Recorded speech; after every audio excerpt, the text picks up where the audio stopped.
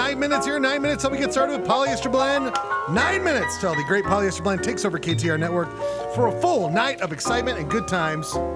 Polyester Blend, 9 o'clock sharp, taking over KTRD. Polyester Blend, 9 o'clock, 9 minutes.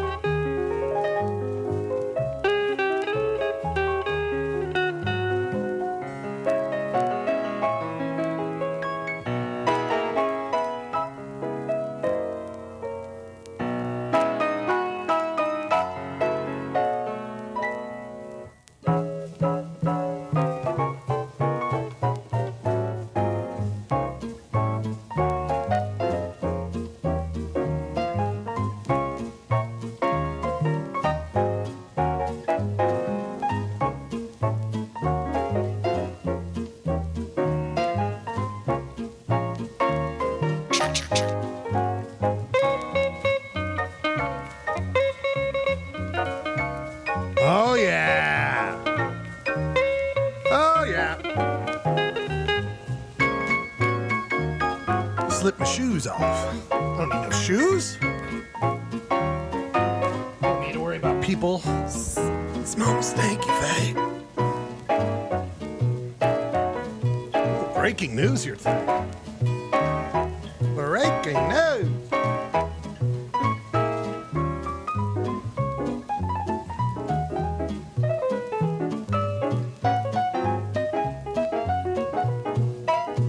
Oh my God, I'm so excited to be here with you tonight, people. You're going to love what we got. Just a lot of it, it's going to be an important show for you to show up and join the chat. We got to put the Zoom link at the top of the YouTube chat. Feel free to join us. In fact, I got to send this out. Oh yeah, people, we got some good stuff. We just got some stuff here. Wow. Breaking news. This is why I want to join in with the Hyperlocal show, because you're going to talk about the hyper-local excitement that happens when news breaks right before the show. All your favorites are going to be here. All your favorite bits. Oh, shit. I forgot to call Pat. God damn it. I'm going to hear from him on this one. I'm going to hear from old Patty. Why didn't you go? I called you. I'm sorry, Pat. I'm trying to put this fucking show together. You know what I mean? I can't be everywhere all at once. I'm sorry, people, but I've got too much to do. I'm warning you with peace and love, I have too much to do. Okay, people? Again, this is Ryan Schlegel, 5 minutes away from the exciting start. Polyester Blend, for those who wonder, and I get this question all the time. There is our broadcasting range. We are out in the North Gold Hill. This is where KTRD broadcasts from Hastings Dip in North Gold Hill. There's a shot of the Schledia, that is the actual KTRD shed, and that's a look inside of it. You can see that we simulcast. We've got this great thing going. But I will say there might be some news on the horizon when it comes to the future of KTRD. More on that after the Labor Day break. That's right, everyone. We're going to take a break next week. We're going to be in the mean hills of Idaho, fighting it out. Fighting spud to spud. We get in these spud fights where you hold a whole potato and you fight it out until the potato's completely mashed. That's how they make mashed potatoes. So you gotta, and then, you got mashed potatoes. So I'll be in Idaho doing that next week. So we will not have a show next week, sadly. So soak this motherfucker up. Soak this one up. Taking all the laughs like, God, another funny one for the Bradford. Hey, another showing up late from the Clay. What did Jeremy say? No one knows. No, soak it all up, people. Soak it all up, because in 3 minutes you're gonna get what is going to have to be a full serving of polyester blend that will have to just hold you over for 2 weeks, the week after Labor Day. But we got some good stuff. And by the way, go back in the archives. I'm telling you, there's so many good bits that are just floating in the ether. Go and watch. Go pick an old show. You know what I do? I pick what last year's show was. That's why I always play it in the back here. What was the show we did last year? How great was it? Oh, it was great, because every show's great. But no, you see fun bits, and it's also a slice of time. You know, you're like, whoa, that's what we were talking about last year? It's astonishing how time flies, people, especially when you get older. Especially as you get older. I find that I subscribe to this new theory that the internet has destroyed time, or I'm also just getting older. So, like, when I do the show, the old show from last year, I'm like, oh, that was a bit I thought was new. That was a year ago? Yee.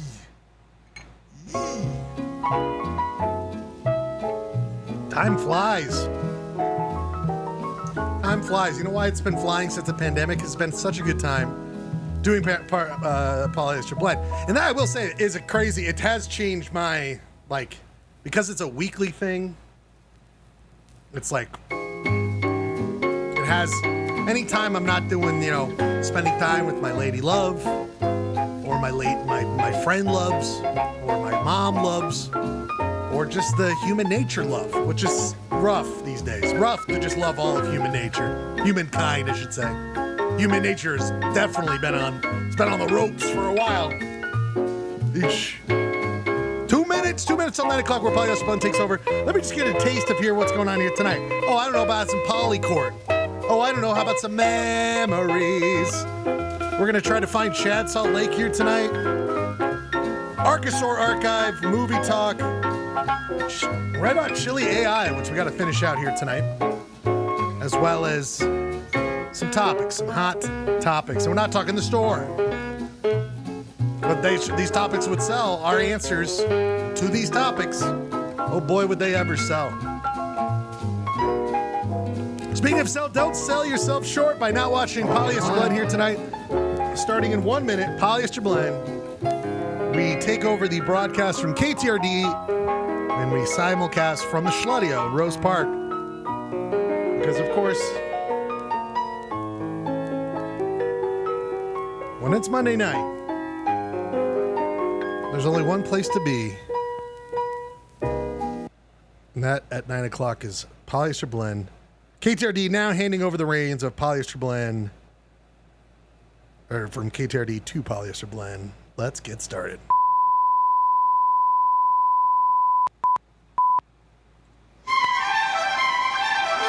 KTRD, home of the Polyester Blend Network, is now on the air. Welcome to another broadcast day.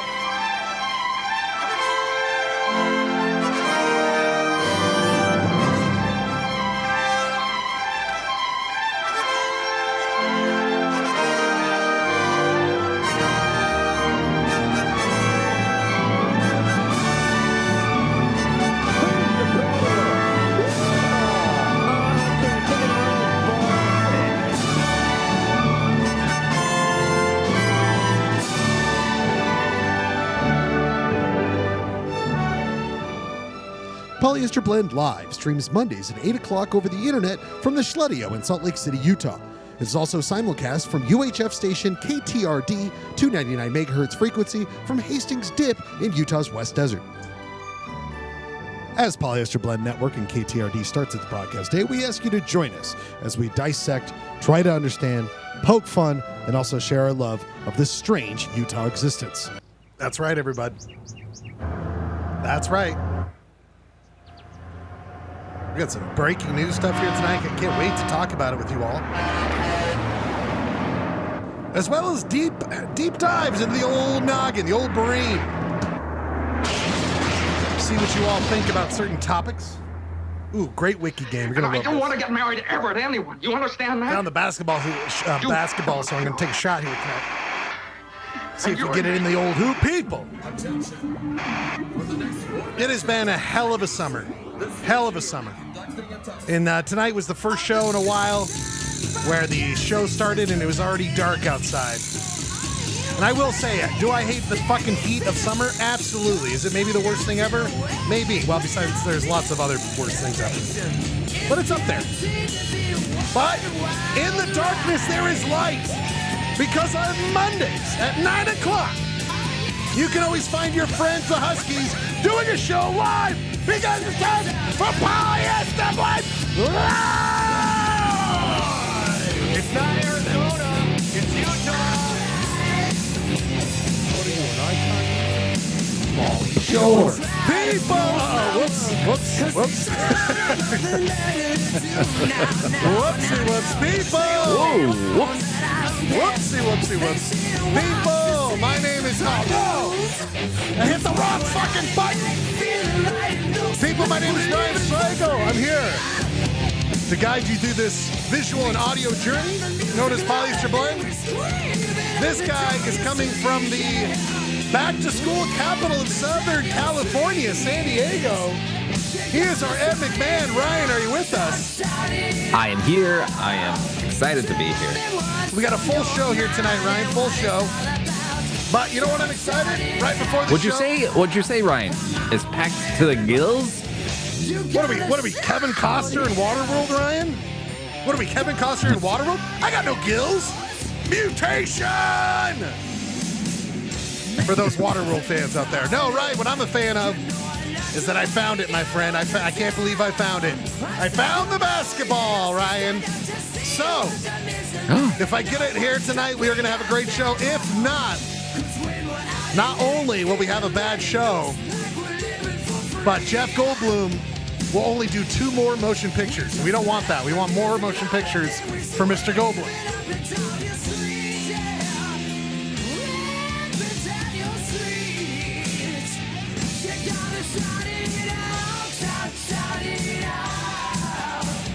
It's been a hell of a career for the old Goldblum. Well, I hope he does it. Yeah.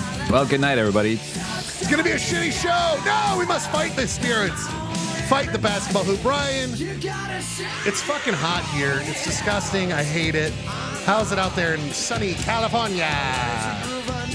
It's pretty muggy. It's pretty hot. We've been on a little bit of a heater. Probably not as hot as you, but like 80s with the murk. Not a fan. I just have zero sympathies with you when you're like, oh, it's been 80. I mean, yeah, but like, you know, with the humidity, it doesn't feel like you ever make it dry out of the shower. That's true. The other hard part, Ryan, is that we also are getting more and more word that it looks like it's not going to be a great winter when it comes to replenishing our water supply, Ryan. So here in Utah, we're just slowly making our way to a quick death. I shouldn't even say slow death, just quick death. It's coming sooner. I mean, that's all we want, right? That's Quick true. death? Slow death? Slow death? I don't know. Probably quick death. Slow death if it's a good death. If I got a good death going, Ryan, I want a slow death. You know what I mean? There's no reason to do this thing faster if we're going to have a nice slow with death. What I'm offering you here tonight, Ryan, is a nice slow with death. I'm telling you. It's real good stuff. Mamma mia. Oh, well, mamma mia. Mamma mia. Ryan, friends of the blend, we've got a full show here tonight. We must get started. Ryan. I've been thinking about this.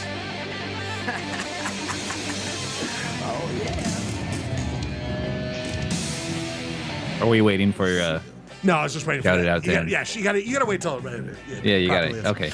Two things, Ryan. Two things here I got to get to before we get to the rest of the show, Ryan. Of course, we are official. It's been brought up. It will continue to be brought up. We're officially on Instagram.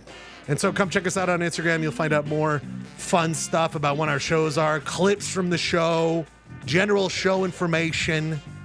And I'm going to start throwing some of my... What kind of response did people give you on your Aquabet? I got a lot of likes, which the most likes I've had on my current iteration of Instagram. Kicking our ass. Kicking our ass. I mean, lots of views. I think some people wrote some cute comments. I think there were some comments. People liked the comments. But anyway, it was good. I think Blake said something. I don't even know how to look at comments on these fucking things. I mean, is it here?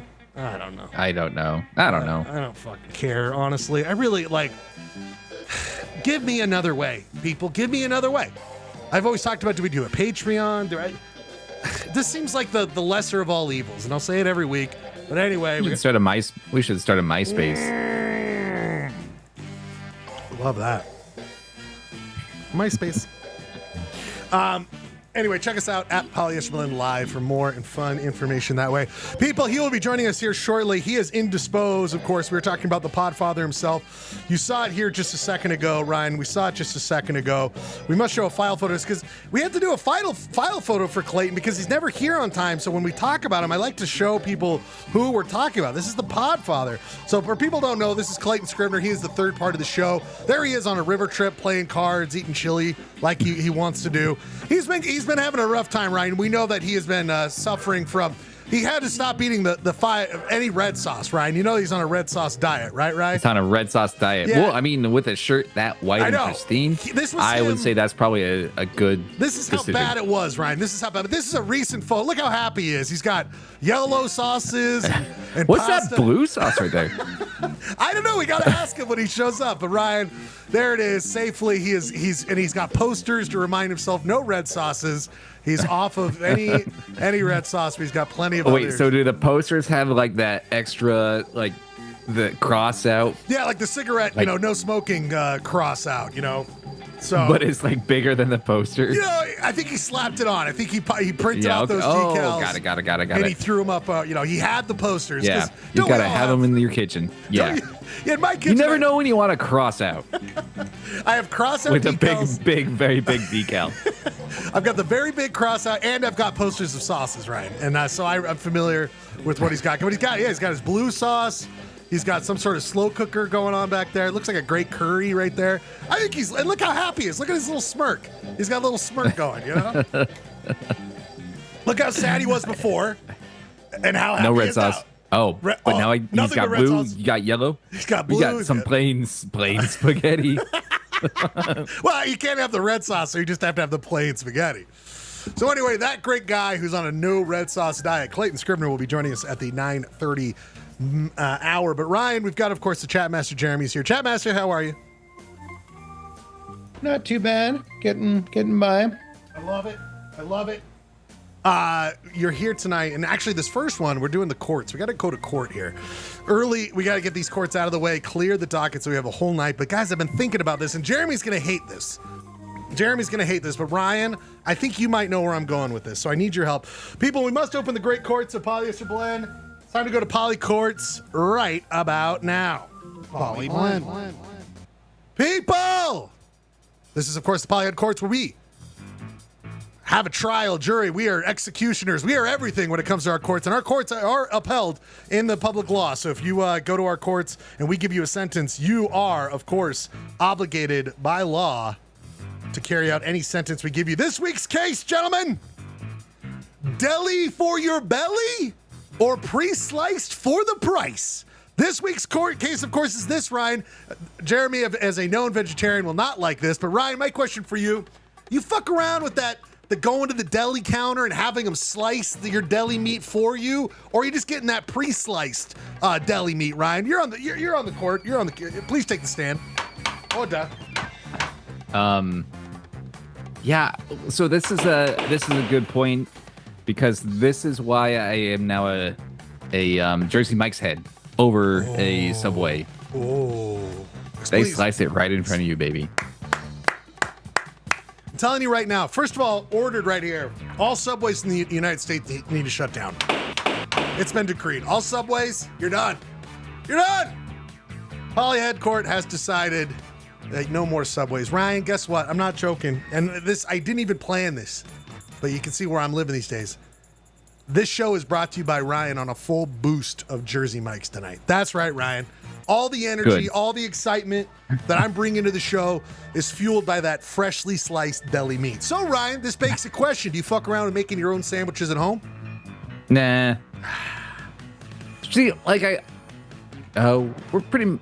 I mean, we eat a lot of vegan at home, and See, so like, there's no need for it. if I'm gonna get slices of deli meat, it's gonna take me a long time to eat all. Like I a see. half a pound. Right, so you're not going to have that much of it. Jeremy, is there veggie sandwich meat that you ever fuck around with? Is there anything they would slice for you? Is there no option at that deli counter for you, Jeremy? No, not at the deli counter. There, you can't. There's no like. Yeah, I guess if they're slicing up cheese for you, maybe if it's a cheese Okay. counter at Whole Foods. I guess this is the perfect. So if you're eating cheese, Jeremy, do you fuck around with getting it freshly sliced, or you just buy the pre-slice? I mean, I typically buy it as some sort of block or triangle Slice it at home. or whatnot of cheese, or a wheel if I'm feeling crazy, or When you have a spare $200 for your mozzarella. from Wisconsin. Whack. Yeah, when I get a giant wheel of Parmesan and set it on fire and toss my pasta in it. On the top shelf in your fridge, like is there you do. a little chisel and a hammer where you just chisel out your little Parmesan every day and take your niblet, put it in your paper bag for work, like a little rodent, like Feifel when Feifel goes west. Ryan. Clarify what exactly is on trial, Ryan. I feel like Trial is. topic. That's you I get the couldn't run deli- it on trial. Do you get, I'll put the whole system on trial. Do you get the deli meat? Should you get the sliced deli meat from the counter, have it freshly sliced every time, or do you just say fuck it and go get that pre-sliced stuff? That's what's on court. We will decide tonight that we will guarantee to only get from the deli or only do pre-slice. We have to decide. We must decide here tonight. That's the court case, Ryan. Hence the court case being deli for your belly or pre-slice for the price. Ryan, hello. Yeah, no, I think like you gotta go deli. You gotta go deli counter. You gotta get it sliced because it's just garbage in the pre-sliced. It's true. And I feel like I brought it up because I want to force myself by this court case being sentenced, which we're about to make a verdict because I think we have enough evidence here tonight. From now on, I'm only going to get it from the deli. Fuck if I don't want to talk to someone and interact. Oh, wait, before we sentence. But the thing is, my trepidation, my hesitation when it comes to the deli counter is I don't know how much like a meat I need really. Great point. And Great point. And I don't get it enough that I remember the measurements, and so I think like half a pound. That's not that like that. I can finish that in a week, I think, but that usually ends up being a lot more. Many more slices that I can handle. We need to look at this. I need to see this image, Ryan. I need to get a sense of it. So Ryan, you're not used to handling so much meat, is what you're saying. Hello. That's true. That's true. Just give me that much meat. That's what I'm used to handling. Ryan, I mean, one sandwich is worth. could you imagine? I'd be like, can I get this thick boy? Can I get that thick 10, I don't know, what is that, 10 millimeter? I don't know what this actually is. Give me a 10. Just big old thick bitch on there, right, Ryan? I mean, could you imagine this thickness? I thought you want thin. I thought the thin was the way to go, but I maybe now I'm overthinking it. What would Jersey Mike's do? I think Jersey Mike's, just to be kind of universal, they do it right down the middle. Probably that's a 5 right there. Meat size. Yeah, I mean, the nice thing, if you're getting it from the deli, I would presume, since I don't eat meat, but then you can dial it in like to the exact thickness or thinness you like, rather than being beholden to the whims of the butcher or deli guy. Ryan, have you been checking out our Jersey Mike's these days, bud? I should be. You should be. Really love how the deli meat is sliced at, and I want to ask the deli area of my grocery store to see these people. Like, we are answering the big questions. This had 6 Dude. likes. This is a tangent, but I have found Reddit to be much more reliable than Google these days with the whole AI stuff. I agree. Like I go to Reddit because I want people and real people answering questions. Side case. Fuck, until AI is done with our Google, you go to Reddit, okay?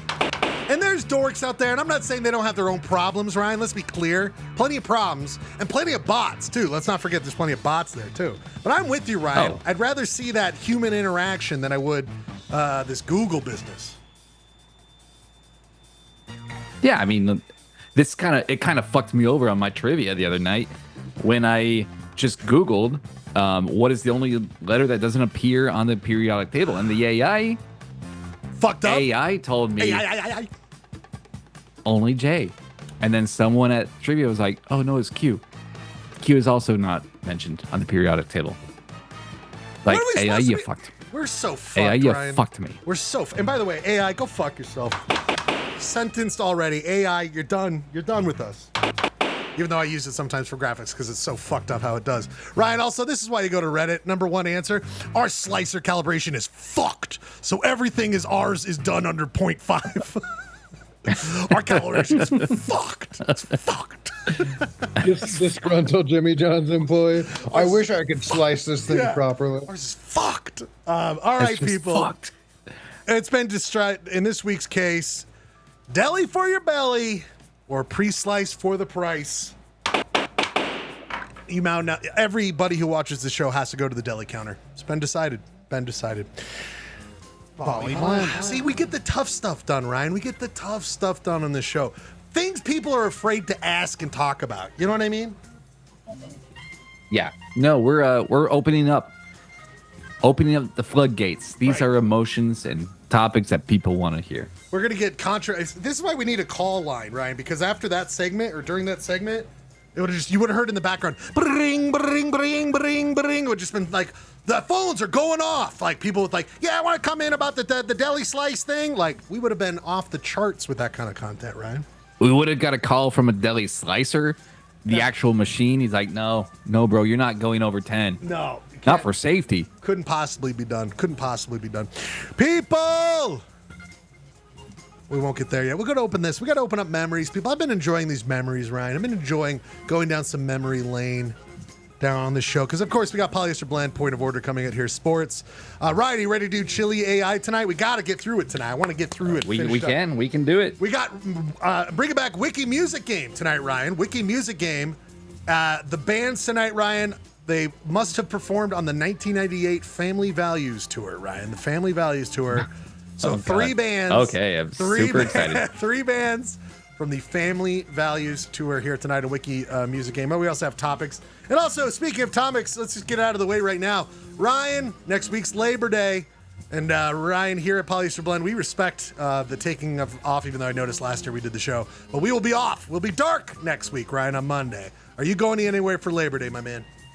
I am going to Valle de Guadalupe, down What? in Baja California. What? Say that again. Where? What? Huh? Valle, V-A-L-L-E. And that's on the Baja. Yeah, so just right down here. you Yeah, gonna so go it's like racing? this. You gonna race Not- some Baja trucks or dirt bikes? Oh, nice. No, so if you go north a little bit, Schleg, north, it's like an hour south of San Diego. Ah. So let's see, go to the border. It's not too far from the border. I'm way far away. So probably this region where your mouse is right okay. here. It's called the Valle de Guadalupe. Valle de Guadalupe. And a big vino destination, big foodie destination. Is it on the ocean? I'm assuming on the ocean. No, I've never been. Jessica has been twice. So yeah, we're going with some friends, and we're gonna get vino. We're gonna eat a lot of food. We got an Airbnb, so That sounds wonderful. we're gonna bring Porter. We're gonna bring Porter, our dog, Whoa. south of the border. Porter, south of the border. Well, I got Porter south of the border, buddy. Porter south of the border. I just picture Porter with some sunglasses with his head out the window, like Porter south of the border coming this week to KTRD. Ryan, so I'm assuming you drive down there. You drive. Yeah, we're driving. I mean, I'm a white dumbass, right? So am I like? Do I have to be like, what's driving to Mexico like these days? You know, I don't know what's going on. What's going on? Is everything cool? I've never done it. I'm frankly scared of driving in other countries, but Jessica, She feels confident. it's like, once you get out of the United States, it's like a school of fish, really. Like people just, and it makes sense. You know what seems like a really fucking fun drive? The entire Baja Peninsula. Let me just tell you that right now.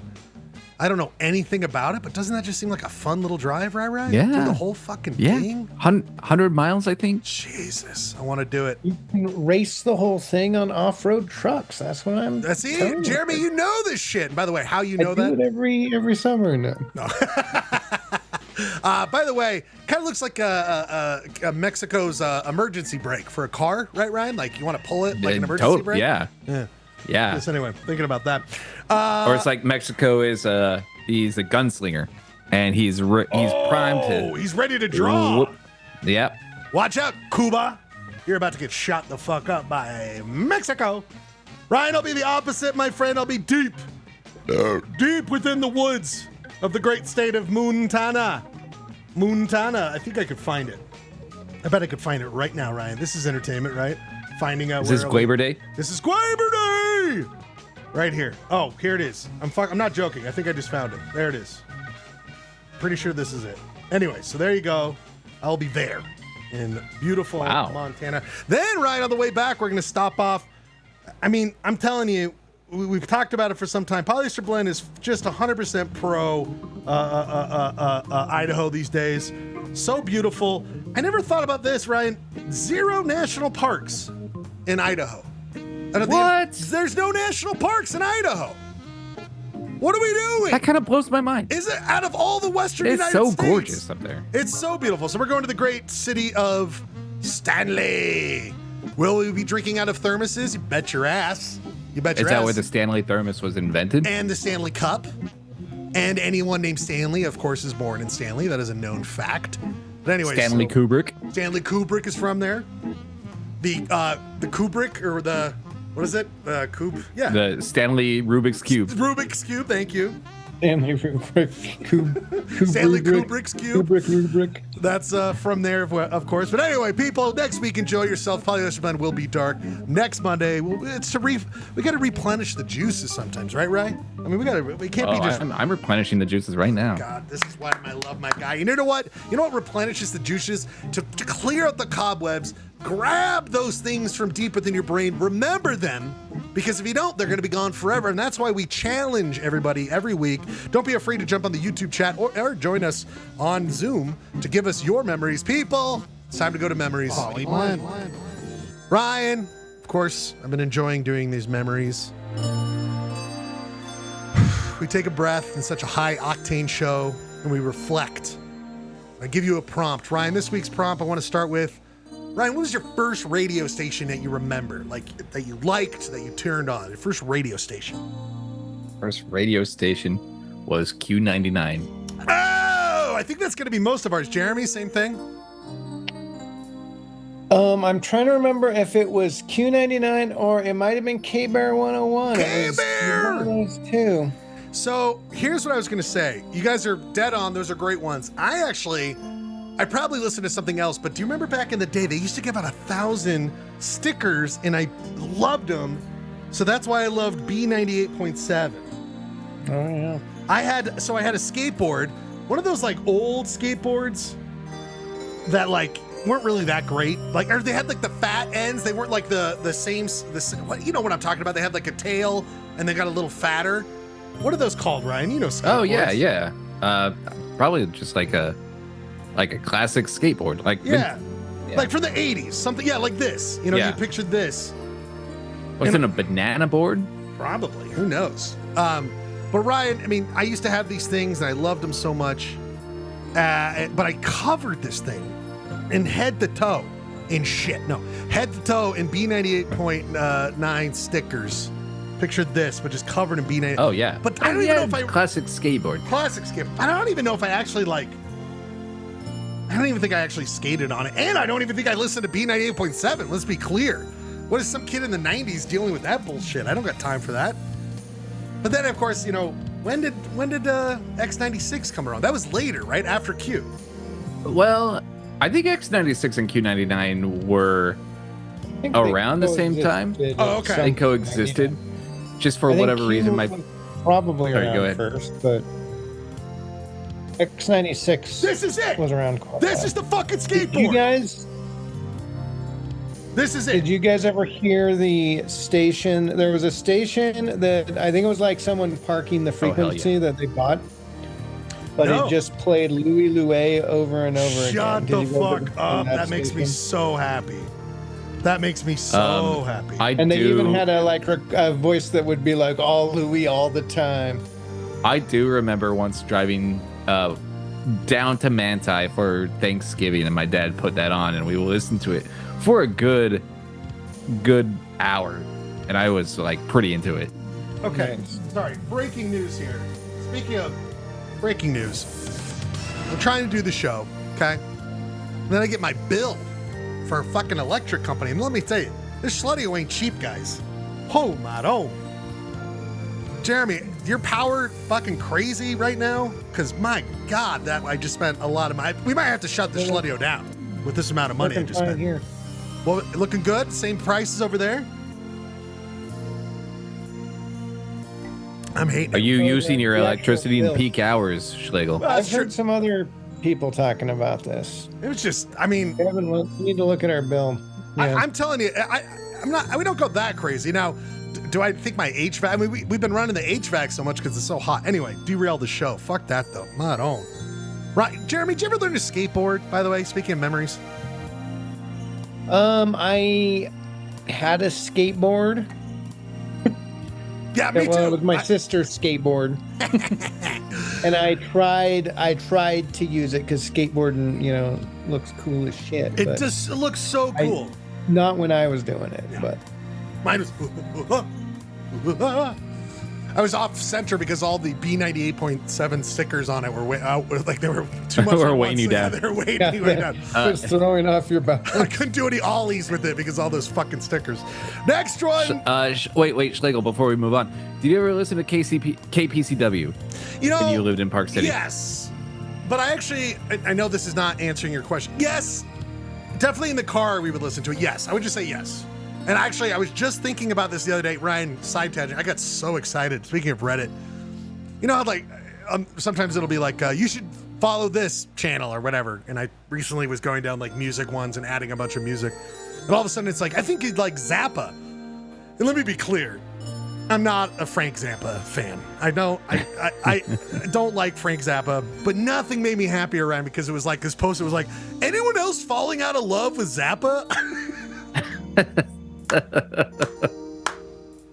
Because it was just like, I mean, right, just to like go to a Reddit about a band you've liked just to admit, like, I think I'm falling out of love with them. Ryan, here's a great question. Last time you fell out of love with a band? Oh, last time I fell out of love with a band. Whew. I got two that come to mind, but they're kind of like. All right, you do yours Well, first. they're kind of. It's not fair. It's not based on the music. It wasn't like I woke up and went, "Oh, I don't think I like this." Now, two are John Mouse, and he's kind of with Ariel Pink because they did the whole January 6th thing. So John Mouse is out, and I really like John Mouse. The other one was that Crystal Castles. I remember loving them so much, but then that guy turned out to be a total fucking creep and was, abuser guy. Yeah, and so those don't count. How much? Okay, just on music, just on principle of like, I think I'm done with you. Oh, that's an interesting question. I feel like the first thing that comes to mind is a Social Distortion. Ooh. I was a big fan of Social D in high school, and Right. I just think there was one point when I was like, when we were driving in the car, and I was like, "Hey, is there any cover of a band that rocks harder than the original? Not better, it's just rocks better. Sure. Rocks more." And so I was like, I got it. I'm gonna put on the Social Distortion's cover of "Ring of Fire" by Johnny Cash, and like, Just in my head, that song was fire. It was just like fire coming out of the stereo. I remember listening to it in 9th grade and being like, "This is the best song I've ever heard." And I put it on, and it was just like the most You know how when something is so like lame that you question why you liked it in the first place? It was like that. I've got that option for you, Ryan, because I think if I were to look at a genre, it'd probably be what I was so thirsty for when we were DJing, new bands to play and that era is probably the one. And one artist would be Calvin Harris. Like I remember his first album. I was like, this is the shit.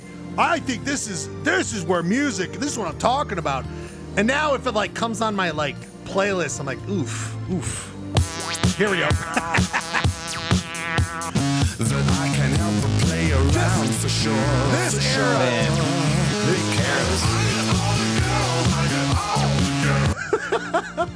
I mean, It's not the worst. it's not terrible. It's not It's terrible. pretty. Okay, that song's bumping. Okay, I'm back, Calvin. We're All back, right, baby. that's actually the best song I've ever heard in my Okay, life. all tonight we are doing a deep dive of Calvin Tonight Harris. it's just all Calvin Harris. Oh, people. Jeremy, next prompt here. Jeremy, first scary movie. Whew. What was your first scary movie? Okay, I'm gonna say Pee-wee's Big Adventure. No! The large Marge sequence It's scared the fucking shit out of me. Terrifying. And then you watch it as an adult or as a person who's like seen other movies. You're like, oh, it's just kind of goofy. It's still cool, but like, yeah, it's scared the shit out of me when I was a kid. I mean, look at that. It's terrifying. That's terrifying. I don't think you're alone, Jeremy. I think like so many kids were traumatized by that. It's also the noise. Here, we gotta play the. It looked like this. Oh, sorry, you guys couldn't see that. Sorry. Hold on, let me put it out here. It's horrifying. It looked like this. That's horrifying. God, you know what, Jeremy? Good fucking call. That's a good one. Ryan, your first scary movie. First scary movie. It's probably a little different than the first movie that scared me, because I was a big scaredy pants, and the movie Ghost terrified me. Okay, that shit is scary. Oh my God, you guys are doing. I didn't think you would do this. This scene on the fucking train by what's his name? He's like,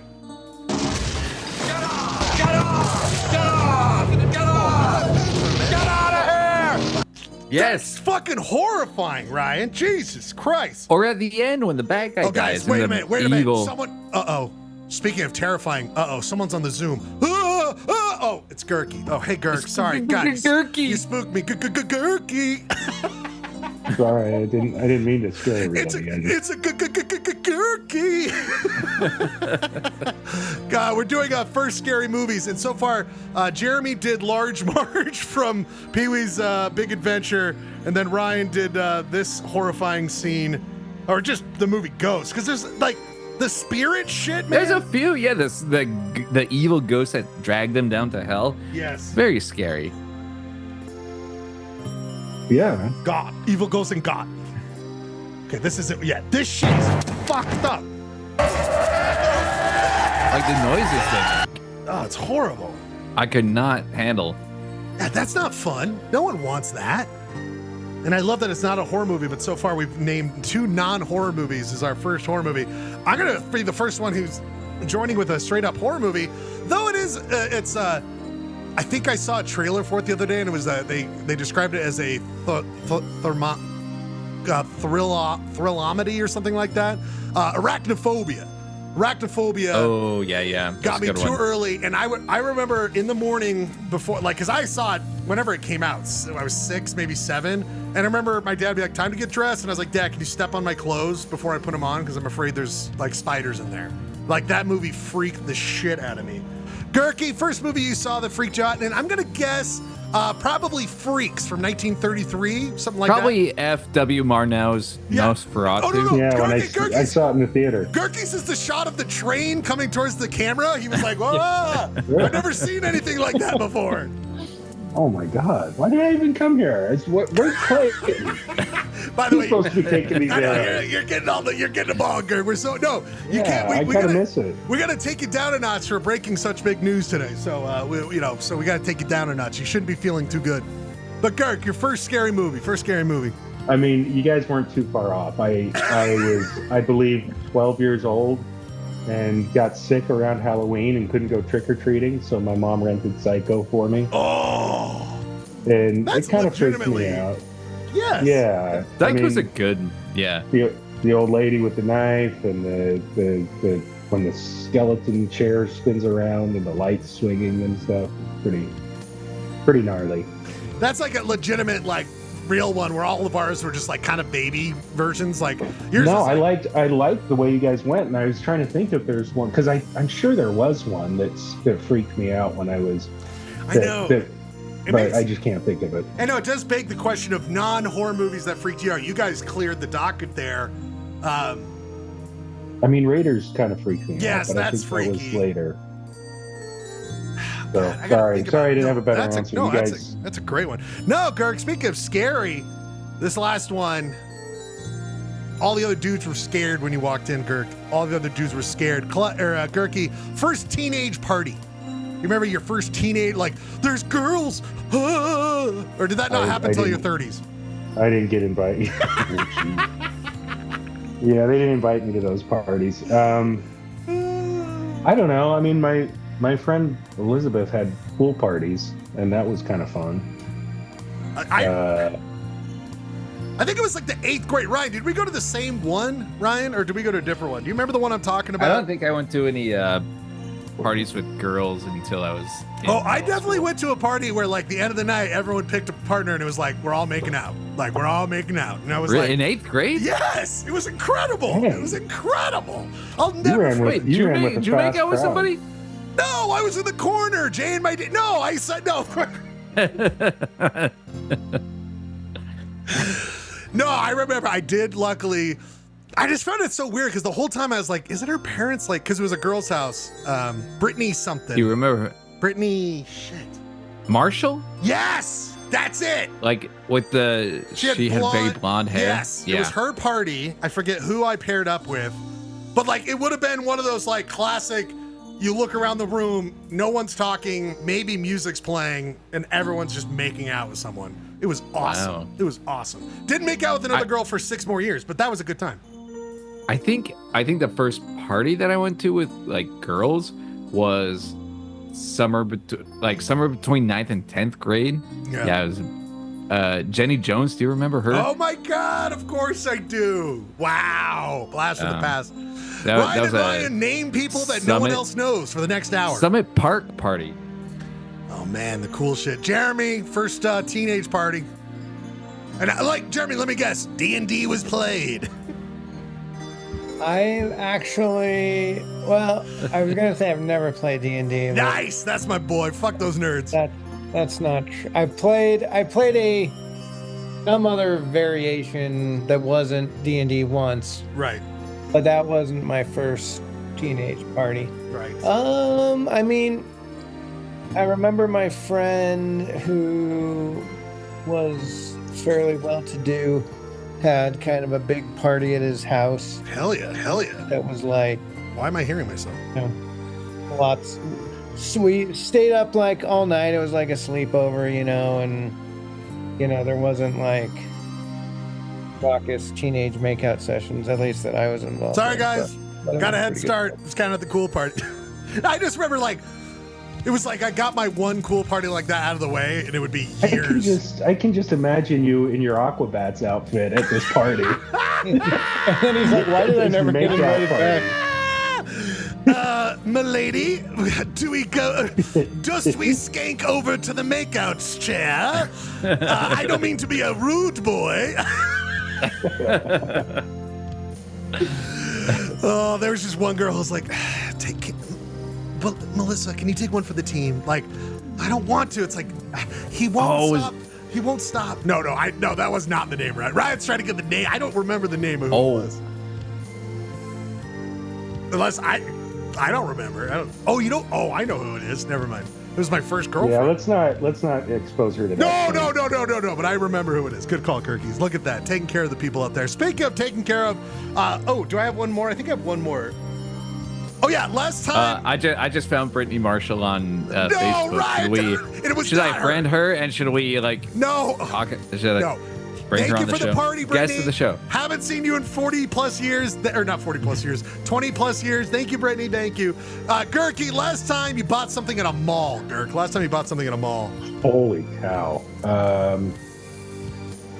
I think I bought my daughter a Christmas present at Urban Outfitters in probably, it was either 2021 or 2022. I God. can't remember. Father of the century. Father of the century. Yeah, Ryan, last time you bought something at a mall? Does Yard House at the mall count?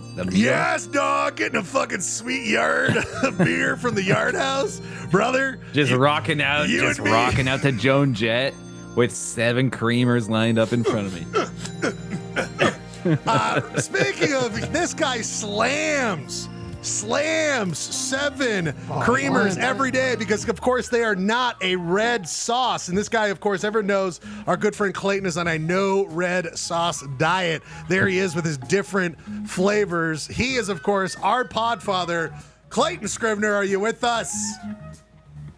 Hey, I log in to see that image of me.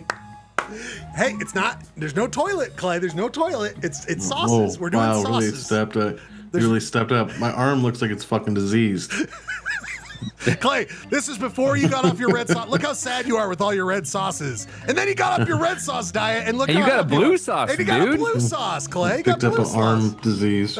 Look on the bright side, Clayton. There's no picture of you dressed as an Aquabat. That's true. It kind of looks like Trump's hand. Oh my God! Too many Did handshakes. you kick our ass with that posting of that image?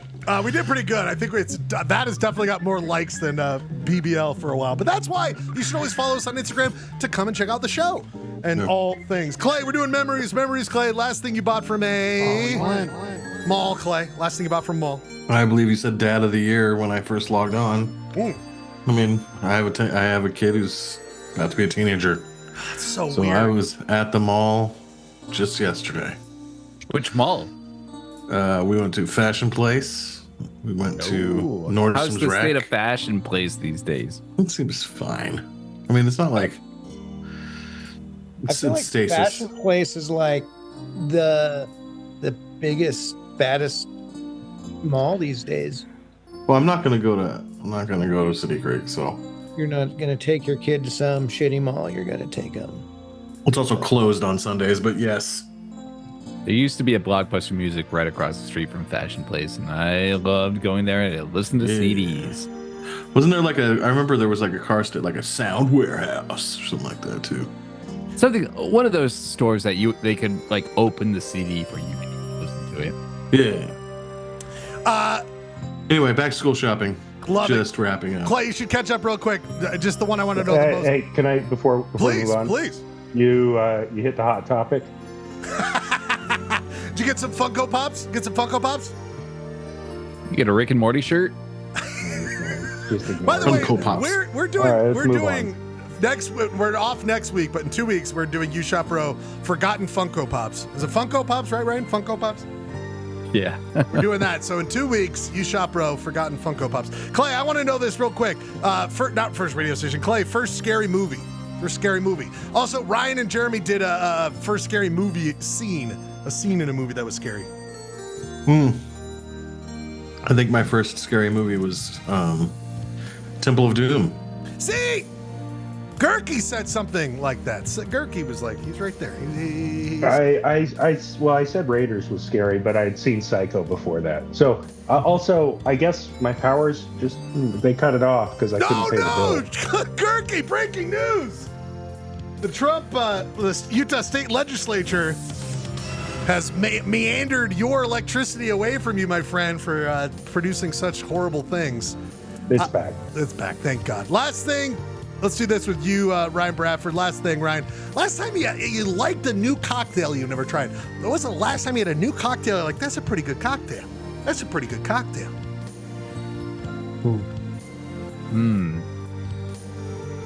And anyone I else? don't know. It's been a I know, long time that's since why I've I had asked a the question. new cocktail. I was like, that because I've really liked. we like we get stuck in our ways. I will start things off. I mean, everyone knows this drink. I'm not saying but I had never had a French 76. Is that right? French 76. That is a fucking delightful little beverage. French 76. Oh, here's the thing. I was last week. I was actually Sounds kinky. French or 75. maybe 2 weeks. 75. Thank you, Jerry. I knew I was getting that wrong. It's the name of a gun. It's called the French 75. Oh shit. I was at. Oh, sorry. Go ahead. I'll go. Yeah, no, I was at a friend's house last week, and she had made her own vermouth Ooh. and like poured it over ice, and I was like, "This is amazing. This seems like a very like insider bartender drink. You know how like I'm not a big bartenders. I'm not a big vermouth guy. They drink Fernet or whatever. And I hate vermouth, but I'm also a simpleton, so it makes sense. But yeah, whatever she was doing with this vermouth, this homemade vermouth, was delightful, and it was really good. Good stuff. Clay, have you ever had alcohol, Clay? No. The last New cocktail. whiskey and cocaine. I'm just kidding. I've got one while Clayton thinks about it. I recently had a drink at High West called a Kentucky lemonade, Ooh. something like that, and it was really good. And I was skeptical because I think High West is kind of silly, like silly bougie. Fuck them, dude. Clay's out here first being like, High West, go fuck yourself. It's kind of just I'm not taking it that far. I just think it's kind of silly. That's So such to be clear, do they just pour bourbon in lemonade? Is that the cocktail? Probably. And you know what? Like, I was that's like, pretty- hallelujah. All right, we got a photo. We got a photo of Clay enjoying it with his new non-red sauce pasta. There he is on the right, just having a great time. Oh no, wait, that's not Clay. I'm so sorry. Oh, it's just called a whiskey lemonade cocktail. Yep. 3 steps. When life Whiskey gives you lemonade lemons, garnish. when life gives you lemons, get some bourbon. When life gives you a very overly praised distillery, put something out to distill. Take away that. Why not just have the actual whiskey when you're up there? You know what I mean, Clay? You're at Whiskey the place. lemonade. 3 cups of sugar, 2 lemons, There's why it's good, baby. 3 cups of sugar. 3 Jesus cups. Christ. Well, this is probably How how do to they make get like that in a that pitcher. tiny of- little Oh, sorry. glass? That's what's in the syrup. That's what's in the syrup that they put in. Clay just gets like a cup full of sugar with like a little thimble of whiskey, and he's like, "This shit's good. He's I'm like, telling "Oh." you, this shit's Okay, real good." so I was in a bar in No.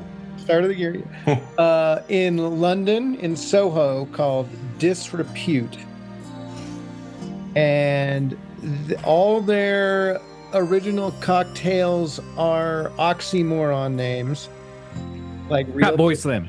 small crowd, and the best one, like my friend got it, and then we like went back again to have it again. It was called Science Fiction. So it's like it's one of those egg, fizz ones where Yes. they like shake I it up never to get know what the to do foam. with those egg. I know. Oh, I mean, I've never tried to make one myself, but if you're with like a good bartender who knows what they're doing, but it had planetary cut and dry rum, miso butter, maple caramel, Jesus. Pedro Jimenez sherry, and the egg, and it was like we were very skeptical when we ordered it, and then we were like, holy shit, this thing's amazing. Well, that's funny you say that. That sounds amazing, by the way. I was skeptical because we're rewatching Mad Men, and at one point Joan goes, "I'll take a gin fizz," and I'm like, "What the fuck is a gin fizz?" And it's got egg in it, and it's always so weird to me when they put egg in it because I'm like, am I gonna get like salmonella? Like, what the fuck are we doing here? But hey, I don't know. You whip out the salmonella, it just flies out the edge while you whip it. It's Did like you just call cooking it like, salmon? you just shake it and it goes Salmon? away. Here comes Clay. Salmonella? 40 minutes late. 40 minutes late, and he's like, "Oh, let me critique everything. People." Oh, is there a cities quiz tonight? There is a Wikipedia music game, and we got to get to all of it. Clay, we must get to it. Thank you for your memories, gentlemen. Thank you for your memories. Mezcal Negroni. Just Holy shit, Mezcal Negroni. Ooh, that sounds. Wow. Negroni seems like all the rage these days, and I don't think I've ever had a Negroni.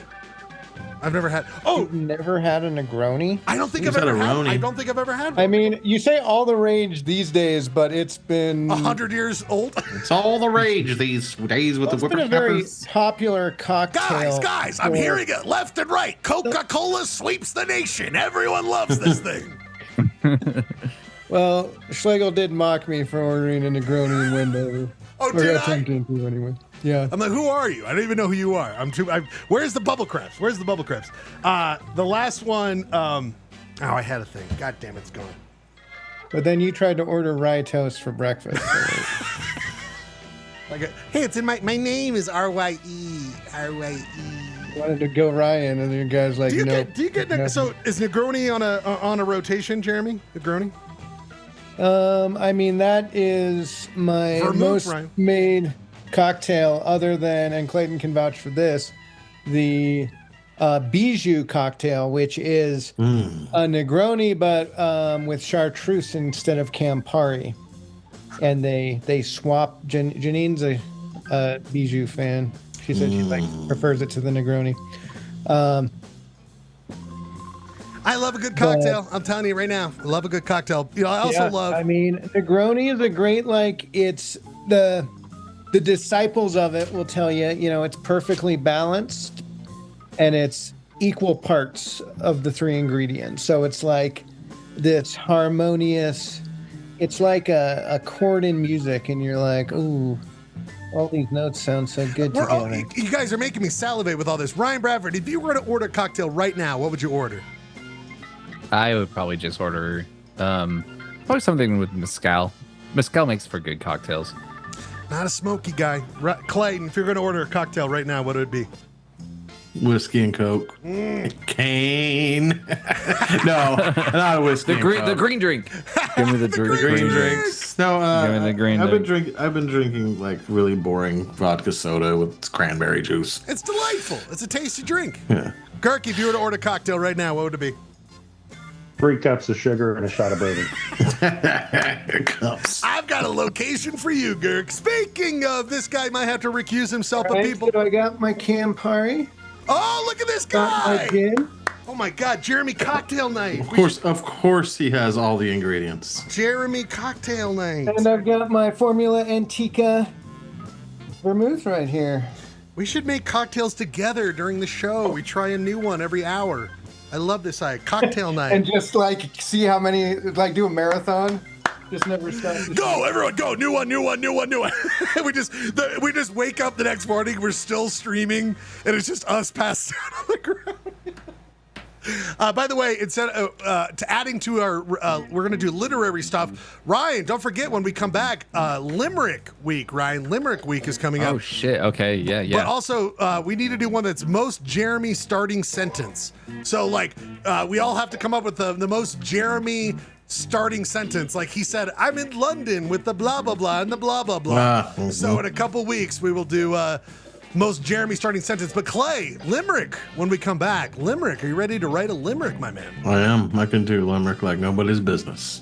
Lick my dick? I don't know. You know what I'm saying? That's where I need these. No, I don't know what you're saying, actually. Are you trying to say like a limerick haiku mashup? No. I was just trying to say limb lick my dick. Limerick. Okay. Wow. Salmonella. Next. Salmonella. Next, please. People, we must get to it. It's time for where we look at some hyper-local news. It's time for Point of Poly Blend. God damn it. That's the fucking wrong goddamn Poly Blend. People, it's time for a hyper-local look at hyper-local news. It's time for Point of Order.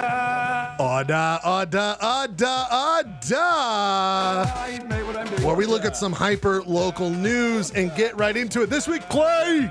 Yo. I'd be remiss not to start things off with this. We talked about it on the thread last week, but it has been announced that, of course, I didn't know this, but it makes so much sense that the LDS Church owns this building, the Plaza Hotel. Have you ever been to the Plaza Hotel? So here's my interaction with it, Clay. Across the street is a Bravenel Hall where I worked for about a decade. So I seriously have looked that building Yeah. for probably days if you put them all together. You probably went to like the JBs next to I was it going to back say, in the day. a couple times went to the JBs. I've never been in the Plaza. Clay, have you ever had I haven't absolutely been to the Plaza. Oh, a and it little one night, smells. I'll meet you at the Plaza. No, I used to work in the tourism industry, so I picked up some clients there. Clay, you're the most. You should need clients every day. Clay, I need you like Mad Men. I think about this when I watch Mad Men. Clay's like, I gotta go take these clients out. I gotta get gin fizzes. I gotta get Negronis. So what's it like It in that smells. Plaza? Oh, you know what? It's. Have you ever been in a Mormon church? I have. Smells like a Mormon church in there. And where does that smell come from? Because God damn it, they all smell the same. Do they have the same cleaning supplies? You know what I mean? Probably. Clay? You know, Yeah, that's what I the think kind so. of thing. Ryan Bradford. Yeah, it Oh, could sorry. be like they pump the air, like for purifying the air Oh, Yeah. stuff, you know, Pure Jesus. because they buy it in bulk for all the churches. Why not use it in the hotel too? Yeah, it's like maybe it's a scent. Oh, that- apparently now it's a Salt Lake Plaza Sure Stay collection by. How many more words can you add to this hotel? Salt Lake Plaza Sure Stay collection by Best Western. Ryan, do you ever find yourself in there for $76 a night? Oh yeah, totally, 100%. Oh, look at this. It reminds me of the Ghostbusters, like when they're getting Slimer, Ryan. It's looking at me, Ray. But in this case, it's Jesus Christ. It has a pool. Oh my God! Now I'm kind of jealous. I never went to this weird pool that could see the Clay. How many pools could see the temple like that? Clay, that must have been a big selling point back in the day. Now, guys, should we do a show live from the Plaza Hotel before it's destroyed? We rent the room. I do what I do in Vegas where I bring all the equipment, Clay, and do a show from the Plaza. And we thank Clay. Ryan, your thoughts on doing a show live from the Plaza? Yeah, let's do it. Why not? Fuck it. Who gives a shit? Fuck Anyway, it. Ryan, you have no connection to this hotel, but it was a part of the city skyline. That's why I bring it up the most. It just is a part of. That Plaza, Plaza, in red. It just is a part of the city skyline. Do you know what I mean? Yeah. Not saying it's my favorite hotel. Jeremy, your thoughts on this hotel closing? I don't have a whole lot of. Stop it. You're capable of How about Janine? You got any thoughts on the Plaza closing? Because you guys can see, I literally was in this office Yeah. and would be like, look at this thing. Yeah, Janine, does she have anything? Sound engineer? No, I think we're kind of in the same boat as you. It's been part of the landscape of the city for a long time, But means nothing. But I guess that's maybe like where, a charming. but that's maybe what I'm getting to, which is like, you know, something you, and like, I'm not even taking for granted. There's nothing to take from it. But there's just something, Jeremy, about like, just the idea of it going away it's more about me and my history with the city with something going away, even though it doesn't mean anything, but it does mean that to me. Does that make sense? That's why I think I'm more interested in this. I was today years old when I realized which hotel this was, because I thought they were talking about the Shiloh, with the one where the woman threw her kids off the balcony. That's one of the craziest stories of Salt Lake. Janine just said the Crown Plaza ain't shit because it's not haunted. Do we know that now? Shiloh, it's got a good ghost story. How much would it cost to get the suite? Like, anyway, you guys, is Clay back? Anyway. Yeah, I'm here. Clay, what if we do the show from the Plaza one last time?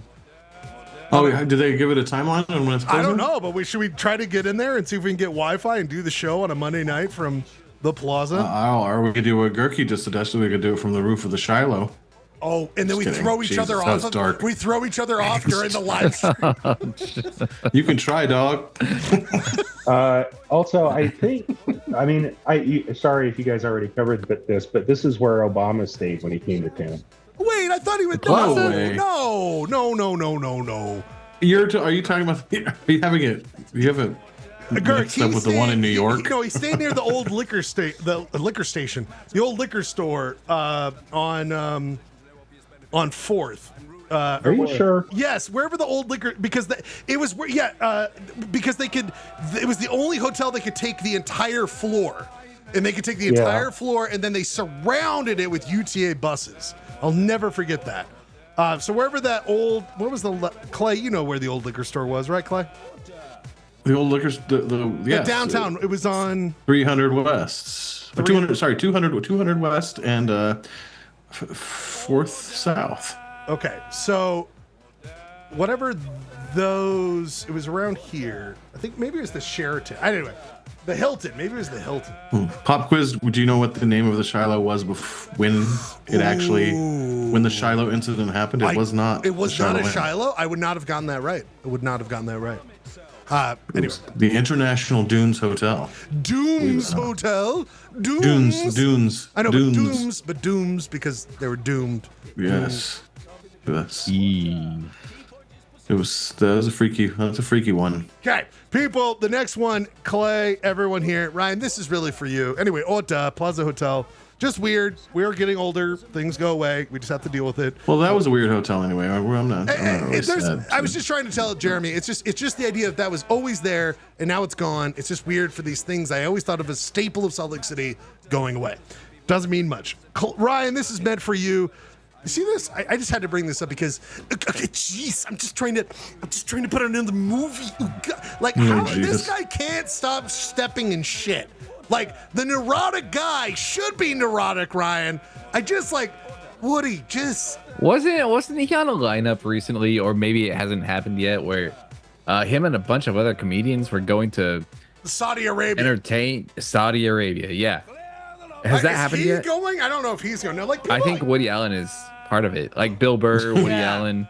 There's a lot of hypocrites on that fucking thing. Don't get me started on Well, that. a Jewish guy going to Saudi Arabia. Okay. I don't know if Woody Allen's going around, but we can look at that.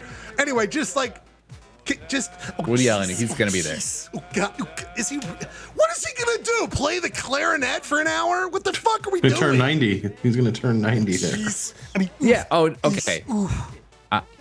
Yeah, it's going to be Kevin Hart, Bill Burr, Bill Cosby, and Woody Allen will perform for the pleasure of the Saudi royal family. Guys, we're all dead. Everything's dying. Everything sucks.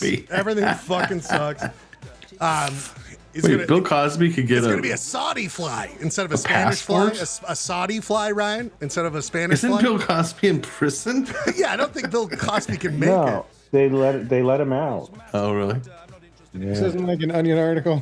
Oh, Jesus Christ. Anyway, Woody, just disappear. But how are you, if you're Kevin Hart and Bill Burr, like, how do you sign on to that? Like, they must be paying astronomical amounts of money. Couldn't they get It's Louis like that CK? gold. It's like gold. They get paid in probably like bars of gold. Or it's like that live golf stuff where they're paying them like $40 million. They literally get paid like an oil derrick. Like, oh, you'll make $1 million a year because you own an oil derrick now. You know what I mean? Like, it just, anyway, Ordah. Anyway, Woody, just go away, die, and then you're dead, and then we can enjoy your movies, even though we know all the horrible stuff you did. Of course, what you did to art is incalculable how important it was, but you fucked up. Get the fuck out of here. I don't need Woody Allen in my news. I've never seen a Woody Allen movie. What? I'm gonna come out and say it. I've never seen a Woody Allen movie. Annie Hall's really fucking good, dude. Bananas is really fucking funny. Let's spend the next half an hour praising I'm not saying I won't, but it's like like the whole J.K. Rowling thing. He's not inspiring you to do it by going and right. It's like I have so many other things I could be reading or watching. Why? And I think there are people who have interpreted what he's done, and so you've got the general gist. What he did though at the time was, anyway, we don't need to praise. I do have the general jizz for sure. General Gin Fizz. Clay, you sent this over. Utah doesn't exist, Clay. Anything you want to say about this submission, Clay, on Instagram? When did I send this? Yes, you sent this to me. Is there any? I must have been trying to send a reel of theirs, and I sent you the page. Yeah. Hold on, let me. I didn't see that. Hold on. Oh my god! No, I didn't send that to you. All right, Clay. I never. Wait, no. I'm looking at my sends. Okay, I sent. Oh, it's this guy talking about the Great Salt Lake. Anyway. Speaking of 34.7, Clay, because someone here can't talk about it, I need you to take over this breaking news story. You, the other guy, can't say anything. I need you to say something. Clay, explain this article here tonight. Broke right before the show. Utah judge tosses out legislature's gerrymandering congressional maps. That was the biggest story of, I would probably say, the last 25 years in politics. I don't know, 25 years in Utah politics, probably. This is a big deal.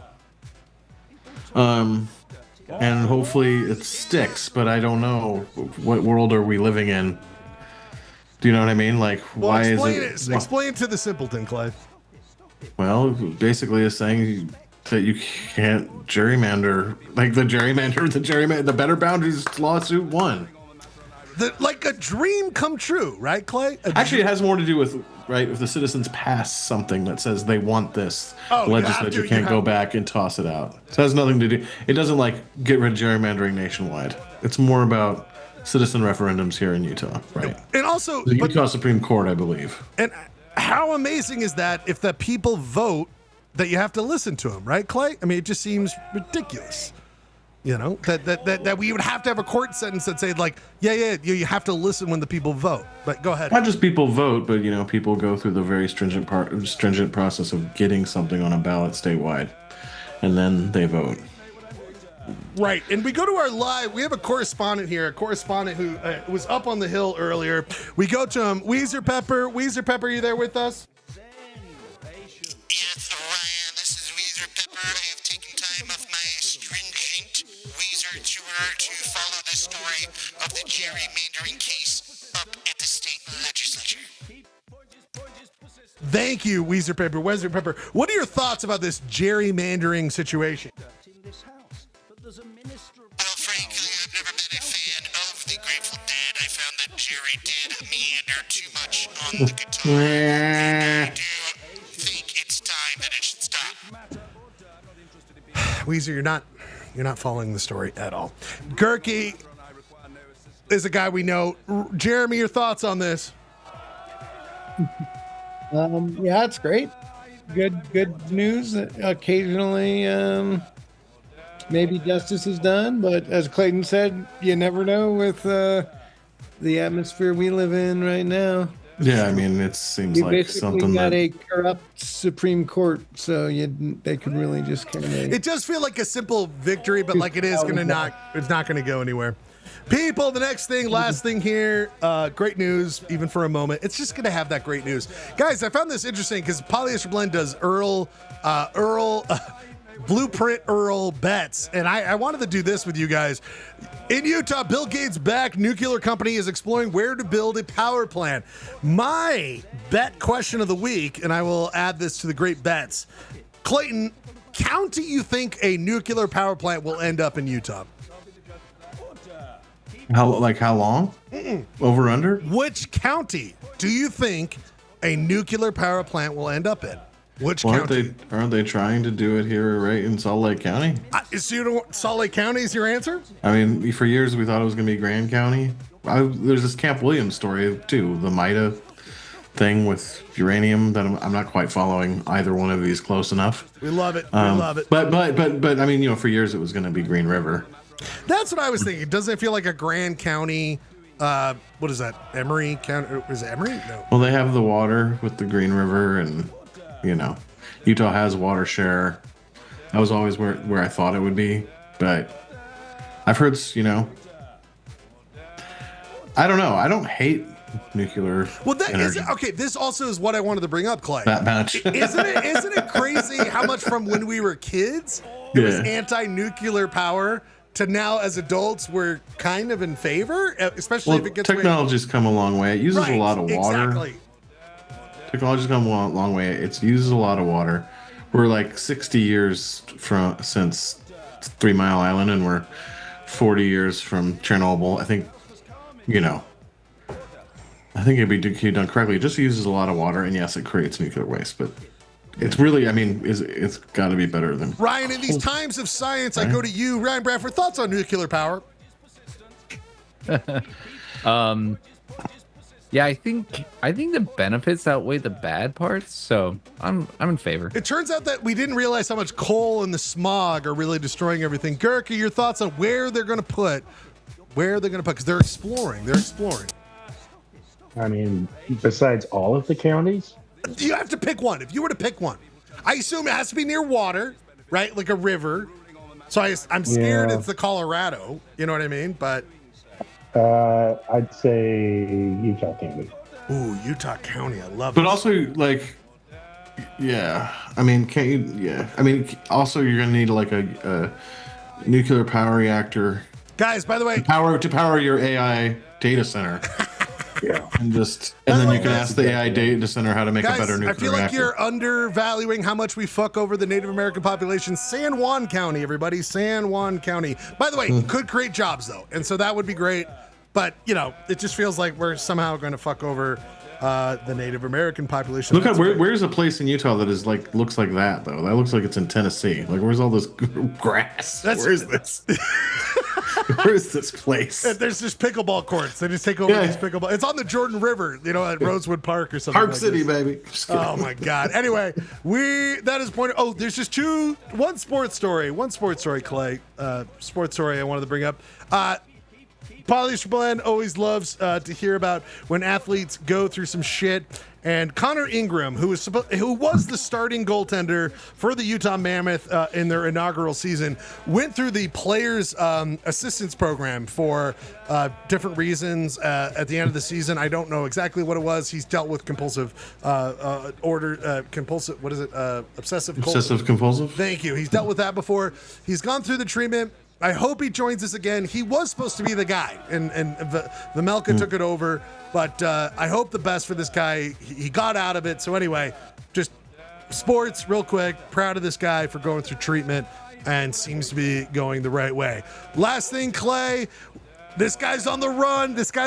We must find out where he is. People, it's time to find out where. In the sun is People! Clay, where do you think Chaz Salt Lake City is this week? Are you gonna reveal a couple squares for me? No, just this one. Just this one, baby. Just this That's one. That's the Maddox Steakhouse in Brigham City. Gurky. Jeez. That's ridiculous. He's trapped in Minecraft. Jeremy. Looks like a maverick. Ryan Bradford. Probably Santa Clara. I got another guess if you get one. If you want me to. No. You have to save it. Only one guess. We come back after this one music break. I'll reveal a square, and you can guess one pixel. We're doing songs here. 1 pixel. It takes 78 years to go through every pixel. Clay, changes, right? Clay, you wanted to do changes. I brought up changes. This is the first show in a long time where when I started, it was dark. Clay, it's been a long time since when I started. Nice. It was dark. But what kind of changes are you thinking, Clay? Well, I don't have a song out yet. I got it. Okay. You know what? I change the seasons. I'm riding along with where you are. School's back in, and we did back to school already. So I figured let's talk about how seasons are changing. I drive up the canyon every day, most days, to go to work or my cabin, and the aspens are already changing. It's a little early because of the unbelievable drought.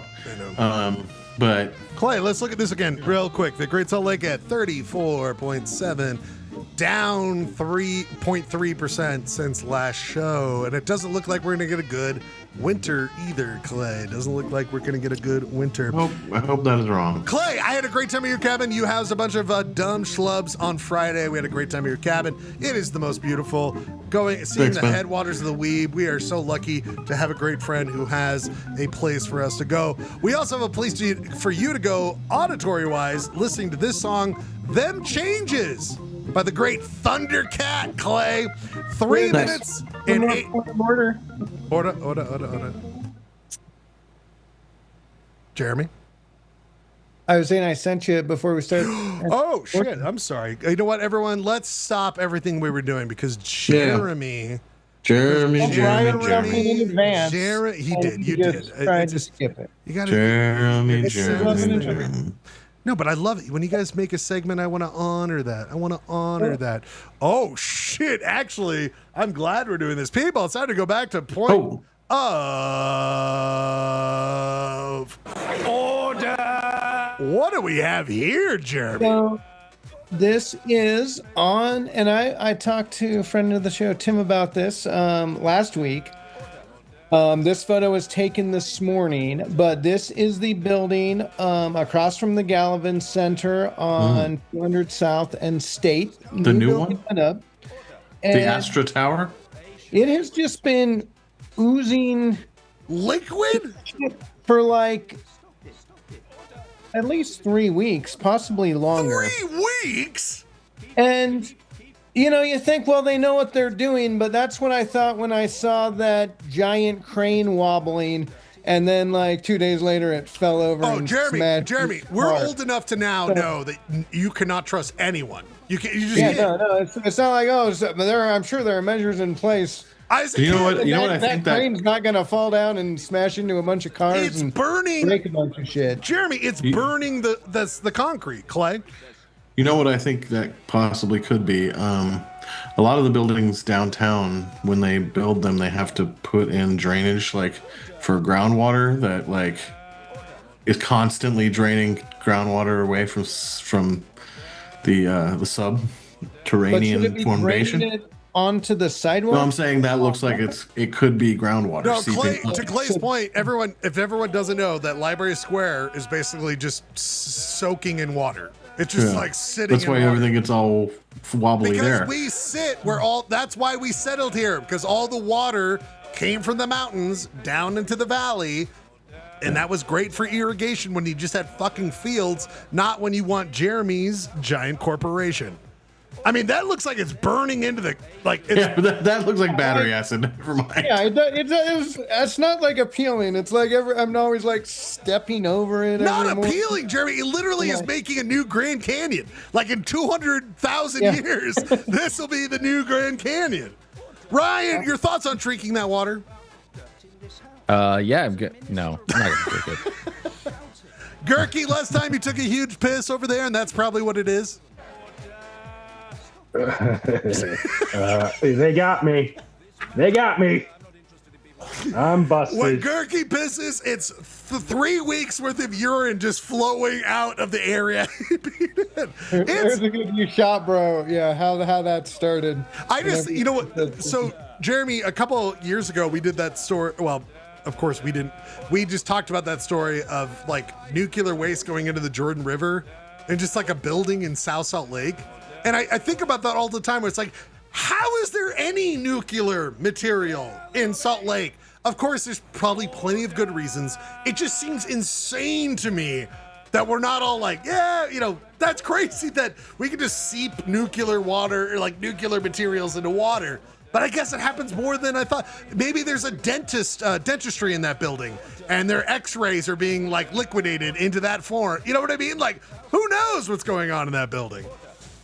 In other news, my Negroni was delicious. People, them changes. He's going to have to change his beverage, change your beverage. We'll be back in 3 minutes and 8 seconds, and we will do Archosaur Archive.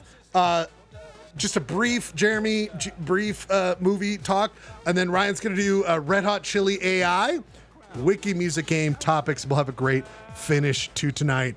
Ending a great run, guys. We've been doing the show for months now. No break. So proud of you guys. I love you all. Them changes in Changes songs by the great. I mean, let's be frank. Thundercat. 3 minutes. Let's be real here.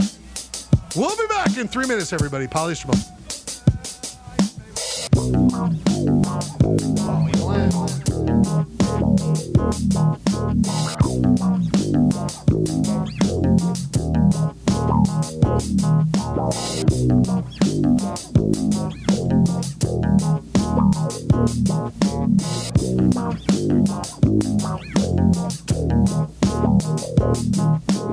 Nobody move, there's blood on the floor,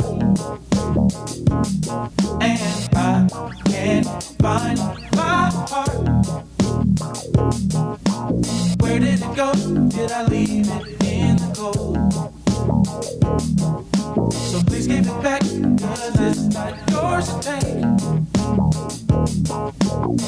must have felt when I lost my mind. Deep in the cup, drowning in it, pain. Somebody help, 'cause I can't find my way. Nobody move, nobody move.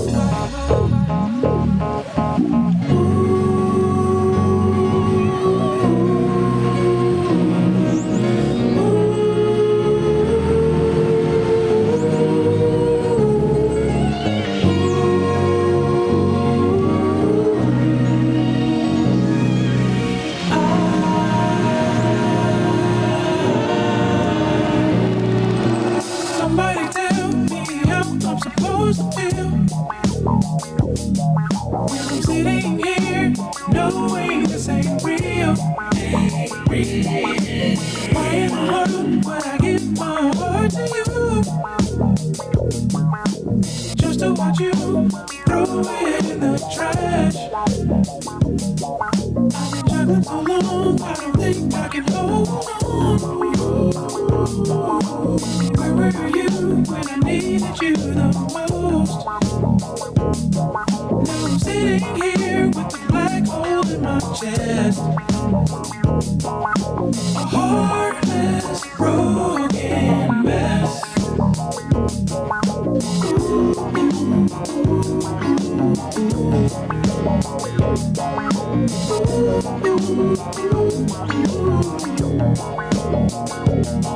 I feel like Thundercat's gonna be one of these artists that we're all like, God damn it, we were around for this guy. We were around for this guy. Them changes, Thundercat, one of my guys. I love this guy. Poly Blend. Flying Lotus. Ryan Bradford, did you ever get into Flying Lotus? Thundercat came from playing bass for him. I don't know for him, but just was a part of the group. Ryan is not back yet. Rob, we're so glad you're here, Rob. How's your day going, Robert Nielsen? My day is going just fine. Big and busy. Buddy, you've got a big and busy this weekend where we have to go. We have to go to Montana, just on the north part of this country. Rob, without even guessing, what year do you think Montana became a state? I'll say 25. 18 or 19? Or do you want both? 1925. Maybe it was, yeah. Big Sky. I'm back. I don't know. Big Sky rides back. By the way, guess what? Turns out, I did not know this. Montana was a state before Utah. 1889. 1889. We learn these things. Wow. Ryan, ever listen to Flying Lotus? That's not like something you would never did, but he got a new horror movie out. Ash, you ever? No, I would love to watch that. People, I started watching it. It was weird. It looked good, but it was weird. Flying Lotus is like it's like electronic jazz, just like, I don't know. It's really good stuff. Flying Lotus has great albums. Big fan. Nick just saw him at the Newport Music Festival. People! What a great vacation that must be. Newport. Going to check out some tunes. That must have been fun. What? Should we do a new segment called Jealousy Hour? Yeah, totally. Sure. Yeah, let's do it. Actually, that sounds like a great segment. Jealous much? Oh my God. Jealousy of the week, Clay. Jealousy of the week. Jealousy. Well, it just sounds like a lot of fun. Of the week. I love this. Okay, new segment on Polyester Blend coming when we get back from our hiatus after Labor Day. People! This guy does the work. Clay, you showed up. Yo. That was your work, and I love you for it. I love every day I see it. This is the work I do. This is the work I do on Monday nights now. You just show up and then you tee it up. But you know what this guy does? Gets graphics, gets information, does all the work in the form of Archosaur Archive. People, it is producer Rob's segment here on Polyester Blend, where we look at a new what, you take it over. This is your segment, of course, please. Okay. Oh, great. Just to preface, this might be a bit of a weird one. Okay. Hi, and welcome to Archosaur Archives, a segment where I pull a random Archosaur out of a hat and introduce it to you, award points for your engagement, and then ask you to rate it on the classic scale of 5 minutes for the rest of your life. Please feel free to interrupt me. Points will be awarded for high-quality puns on relevant vocabulary words. If you want to try to guess some of the facts in my notes about this animal before I read them, and/or anything else I like. So, is everybody's names up? Everyone's name is up. I will clear the scores in just 1 second, but let's. You get Gurky's name up there. I'll get him back. He won a couple weeks ago, so I'm worried he's thinking all right. He's super great. But hold on, I'm pulling it all up right now. I got all these things I got to pull up here. Rob, you wanted this week to do this interesting beast, and here. Hold on, Rob. Sorry, Rob. I gotta figure it. There we go. It's all right. There we go. Rob, please. There it is. This week we have a proper dinosaur again. Massospondylus carinatus. It was an early sauropodomorph from the early Jurassic, around the Hatangian and Pleistocene ages, around 200 to 183 million years ago. Originally described by none other than Sir Richard Owen himself, having been collected in South Africa in 1853. Rob, who is that? 1854. Do you know who that is? Yeah, Sir Richard Owen. It was named. I'll tell you more. Well, Rob, I was just gonna say he probably owed a lot of money, right? Oh, he was in debt. Probably, yes, yeah. They tended to be pretty shifty in the 19th century. Owen. Richard Owen. Yeah, they owe was you one a of lot. This dinosaur, Massospondylus, was one of the very first named dinosaurs. Whoa. Though Owen himself did not at the time recognize it as a dinosaur, but he is the guy who came up with the word dinosaur. What? Just 12 years earlier. So he named it in 1853 or 1854, and he had named. He came up with the word dinosaur and named the group. Wait, so did the suffix "sor" already exist, or? It was a sor is just like Latin for lizard. Is the blue silhouette? the sound of- By the way, Ryan, sore for me is after a couple hours of doing the business, Ryan. That's sore for What kind me, of business are you Ryan. talking about? You know what I'm saying? Right. All right, that's two legitimate tries. Schlegel, you can Taking have a shit? Is that what you're talking about? Schlegel? Sweaty Is and that what you mean sore. by doing the business? Taking a shit? A couple of pushes and nothing comes out. You're right. I'm 40 years old now. It I'm a hurts my sore. back to That's take a shit. Latin for butthole. Go ahead, Rob. The original fossils that he had named the species by have since been lost due to a bombing of London during World War II. So those are gone. Fortunately, Massospondylus has proven to be one of the most commonly preserved fossil genuses from the early Jurassic. So we have lots of Massospondylus bones, as you can see. I'll show you a fondulous penis Easy. that's been preserved. I was going to say fondulous bone, but you beat me to it. But can we send these guys to jail? They're trying to fondle his penises? I'm gonna, you know what? I'll give them both a quarter point. Oh, wait, am I included? I would say give me fondle more bones, not fondle less. You know what I'm saying? Hello there.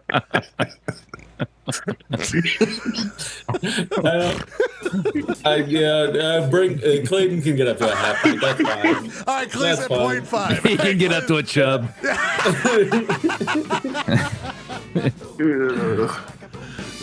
Great. That's my chub from that fondling.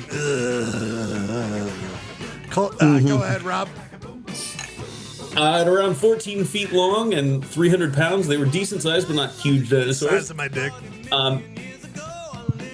Fantastic. You get another quarter point for that. Decent size, not that big. Wait, what was that, Clay? No, it said decent size, not that big. Boy, he's up to 0.75. He's up to 0.75. Yeah. Clay's on fire. Clay's on today. Clay's Engaged. extending, I should say. Clay's extending. This is, I think it's a good one.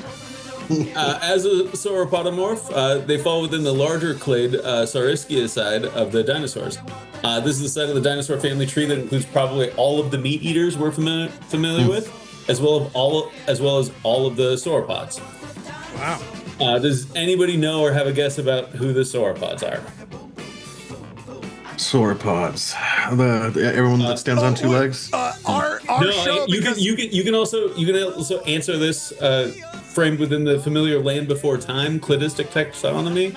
Well, sauropods are us because we do a sauropod. Like it's a it's good. It's a sauropod. Yeah. Are they the Good one with trap. horns? Are they the one with horns? No, unfortunately, no.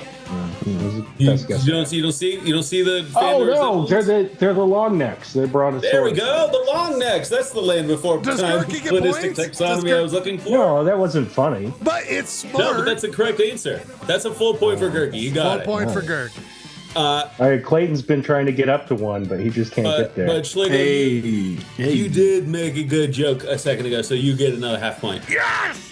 Oh, Yeah. fuck you, Clay. I like sauropods. Thank you. Yeah, that was good. The Massospondylus was primarily a browsing herbivore, but some level of opportunistic carnivory is always possible. Their dentition was relatively simple and was not built for chewing, so it's not surprising that a specimen has been found with gastroliths. Though there are some Clay questions. never chews his food either. Yeah. Point 25. No, nothing for that. Though there have been some questions raised about the effectiveness of these fairly polished gastroliths. It had a typical build of all dinosaurs that are considered basal sauropodomorphs. It had a small head, longish neck, was probably mostly bipedal. They also had rad thumb claws that curved back and might have been used for some mysterious feeding activity or maybe interspecific defense. Plug his butt. Or to plug his butt. Thumb up. Take half a point off of Ryan's. That's definitely Shit, I'm back to zero. I appreciate the participation. I'm back to zero. Let's look at more pictures. Shall I go? Let's scroll down. That's all the words I wrote. Rob, by the way, your words, so Golden. good. So good, Thank Rob. you. So good. What do we got here, Rob? We got a good skull. You can see its dentition. It has kind of differently sized teeth there, but I think I read something about how they may have gone through teeth pretty quickly, so they're not like super specialized with the different teeth. They don't have a lot of different functions. They're not. They're just breaking not teeth like off and then they're growing back. There's not the Willy-nilly. biting off and then chewing teeth. It's just like they're just stripping it off. Oh, so it's kinda dream getting in. teeth. Like they just constantly just get rubbed off, like dream teeth do, where they go away. Anyway, dream teeth. Little bit dream teethy. Yeah. I'm always being rubbed off in my dreams By your teeth. by my teeth. Explain the different holes in the skull. So there's this. Oh yeah. Jeremy had a joke. This is important Jeremy stuff. had a joke before he said in the skull. He had explained the different holes. That would have been a Jeremy joke for sure. Yeah, I want to hear it's a about good all these question. holes. I had a joke earlier, but Schlegel just kept ripping over it. The most important thing to see in that skull is that there is a big hole between the nasal orbit and where the eye, where the eye goes and where the nose goes. That big antorbital and little fenestra. That's classic and standard among all archosaurs. So if you see that hole there in a skull, you are almost guaranteed to be looking at an archosaur. Does that say external narts? I was thinking the same thing, Clay. I always thought Like, of because I was thinking like nose farts. Oh, I was. Narts? I think it's Nerith, but let me look. Oh, well, I thought there was a narts couple- is Oh, pretty Neris. It's Neris. cool. Okay. Wait, Clay, I thought there was a couple letters missing from that. I thought it was not Neris, but nefarious, and it was external nefarious. That's what I call the butthole. I liked external narts better as a joke, personally. Narts is fun, yeah. Because like now I'm always going to call sneezes narts. Those farts. And they'd be like, it came from Archosaur Archives. This Yeah, is to and show then you. immediately getting broke up by my girlfriend. Just like, nope, it's over. It's over now. This is the most frustrating edition of Archosaur Archives I've ever experienced. Because I just want to learn about the damn dinosaur. Scroll down a little bit more so we can see that. My question about the skull holes was interesting. Well, let's go back. Okay, anything else with the skull, Rob? We'll save the jokes for later. I don't know. If you want to remember Fenestra, all holes are considered Fenestra when you're talking about that kind of stuff. Do modern day birds? Oh, sorry. Is from the word, the Latin word for window. Yeah, like fenestration. That's where we get the term defenestration for throwing things out the window. Rob, so that's what I'm always telling the lady.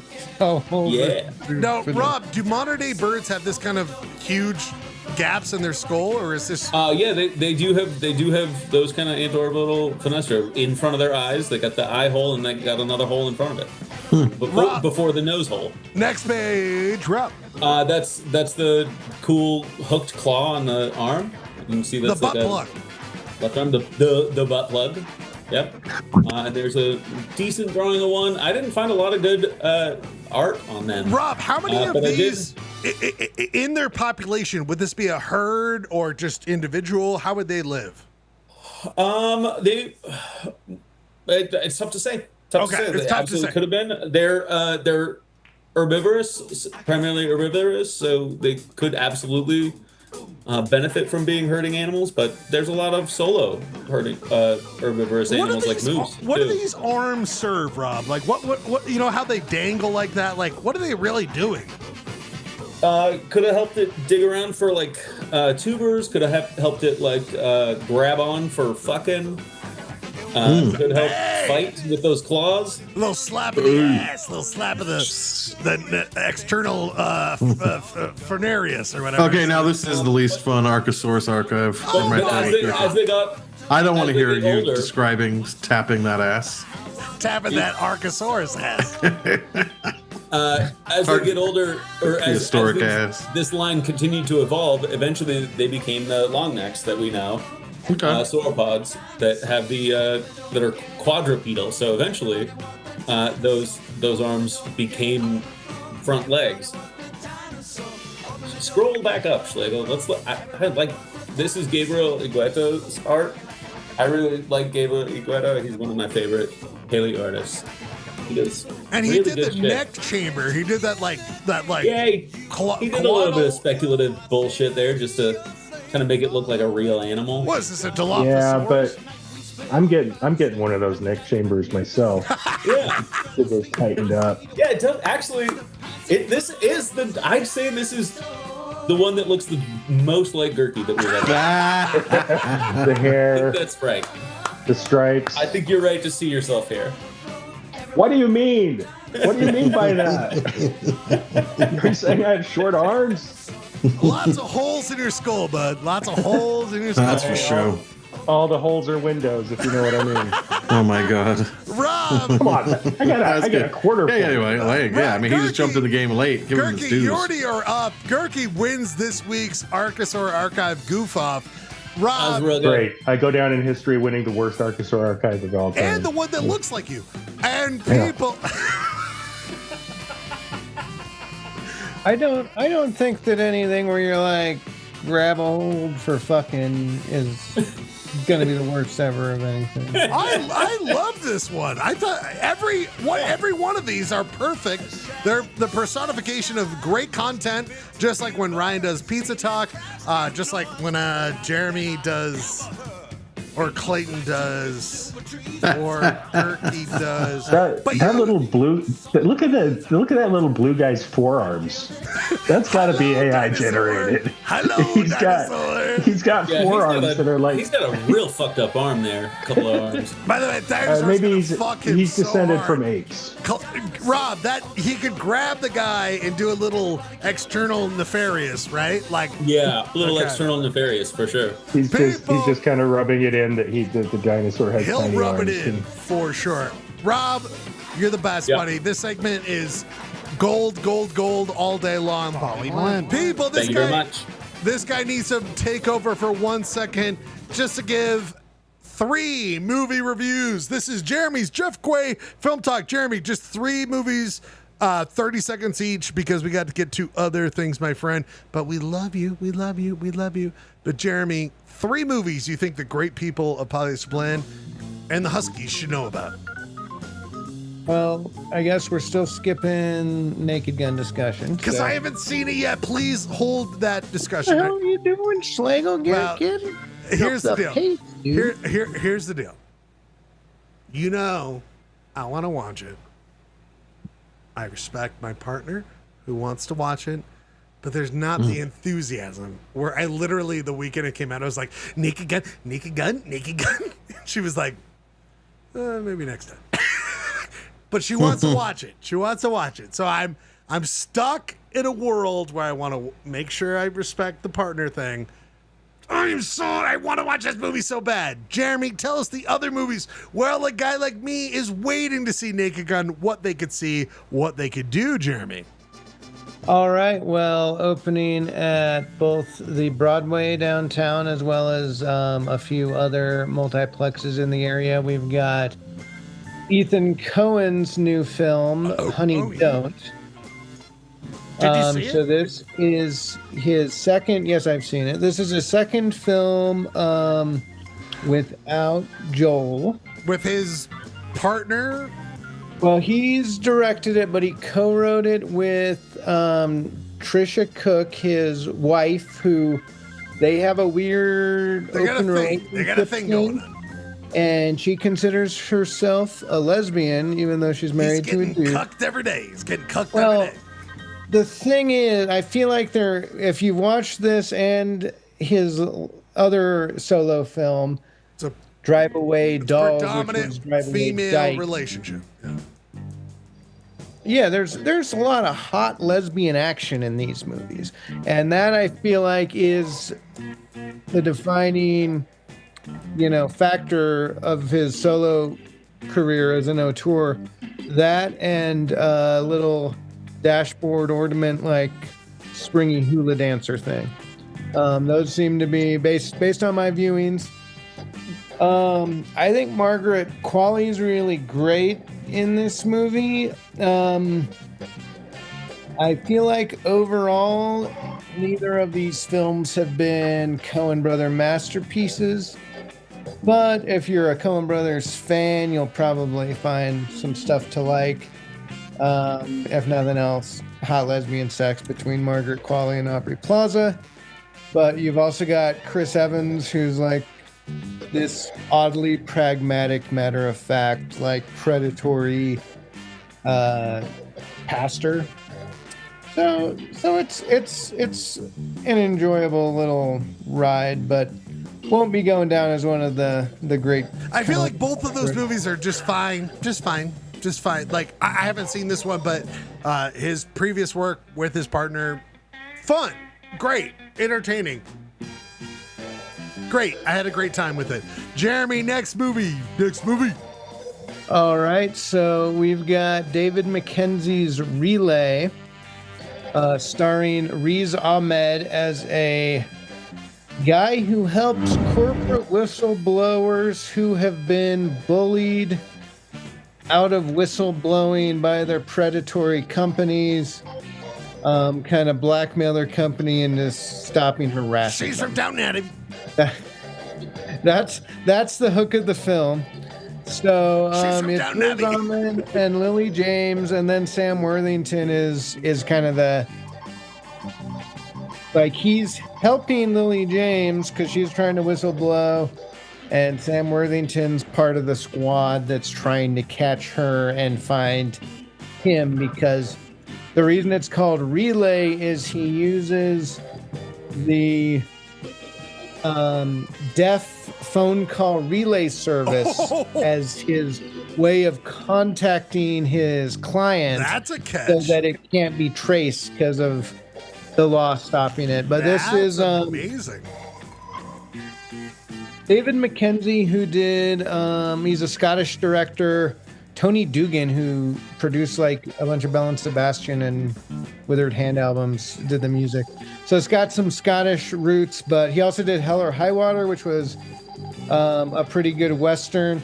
I feel like he's trying to channel kind of the old like 80s, 90s B action movie where I miss them. It's just like, let's just stage a climax in an old train yard because we can afford it. Yes. We're This not is having like enemy of the state. Yes. At the same time, I feel like it's not going to be like a huge hit because the screenplay is kind of too silly to really appeal to art house fans, especially kind of leading to that kind of classic 80s, 90s climax. Doesn't a lot of, like there's a twist you can kind of see coming, and then some other plot points that don't make a whole lot of sense. You're like, well, why is he doing this? And then the first part of the movie is kind of too procedural and slow. But you know, maybe I'm wrong. Maybe it'll find an audience. But I will say, if that sounds like something you dig, definitely.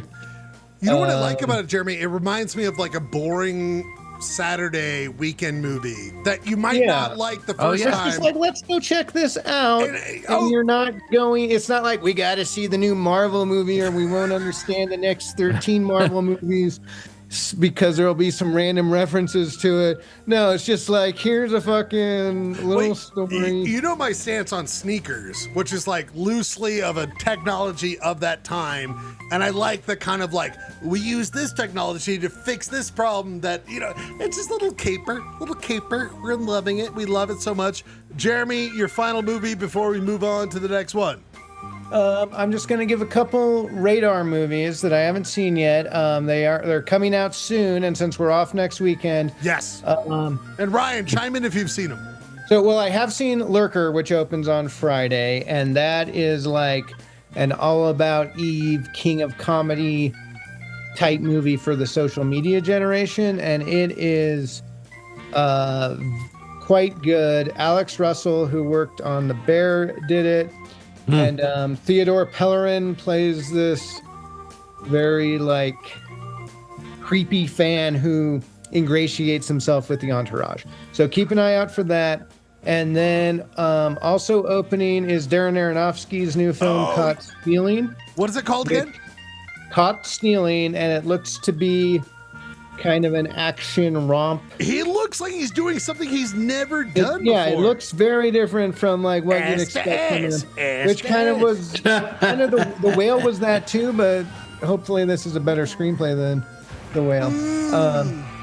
And then coming out the week after that is Splitsville, which is the new film by the directors of The Climb, which fucking ruled. And if you haven't seen it, watch The Climb. But two people who I know have very good opinions have seen this movie and said it's even better than The Climb and called it the funniest film of the year. Oh, even funnier than The Naked Gun. So funnier than Friendship? Okay. It had some. Also, we got a Toxic Avenger coming out this weekend. Oh, we got it. Macon Blair. Wait, Troma still exists? Absolutely. Well, yeah, but it's like maybe a bigger budget. Macon Blair. Peter Dinklage is in it. Okay. Yeah. But it's not like the guy that from Troma, the founder. Lloyd Kaufman. Oh, yeah, it's not like Lloyd Kaufman's still making movies. Is he alive, Brian? Oh, maybe. Lloyd? Oh yeah, he's alive. Ryan. Hey, Jeremy, Jeff Guay, can I ask you a quick question? Have you seen Highest and Lowest? And I'm sorry if you talked about it last week, but I'm really interested. Talked about it last week, but I have. All right, I'll go back and watch last week. Have you seen it? We got to clip this out, Jeremy. We got to clip your segment out. We got to clip it out.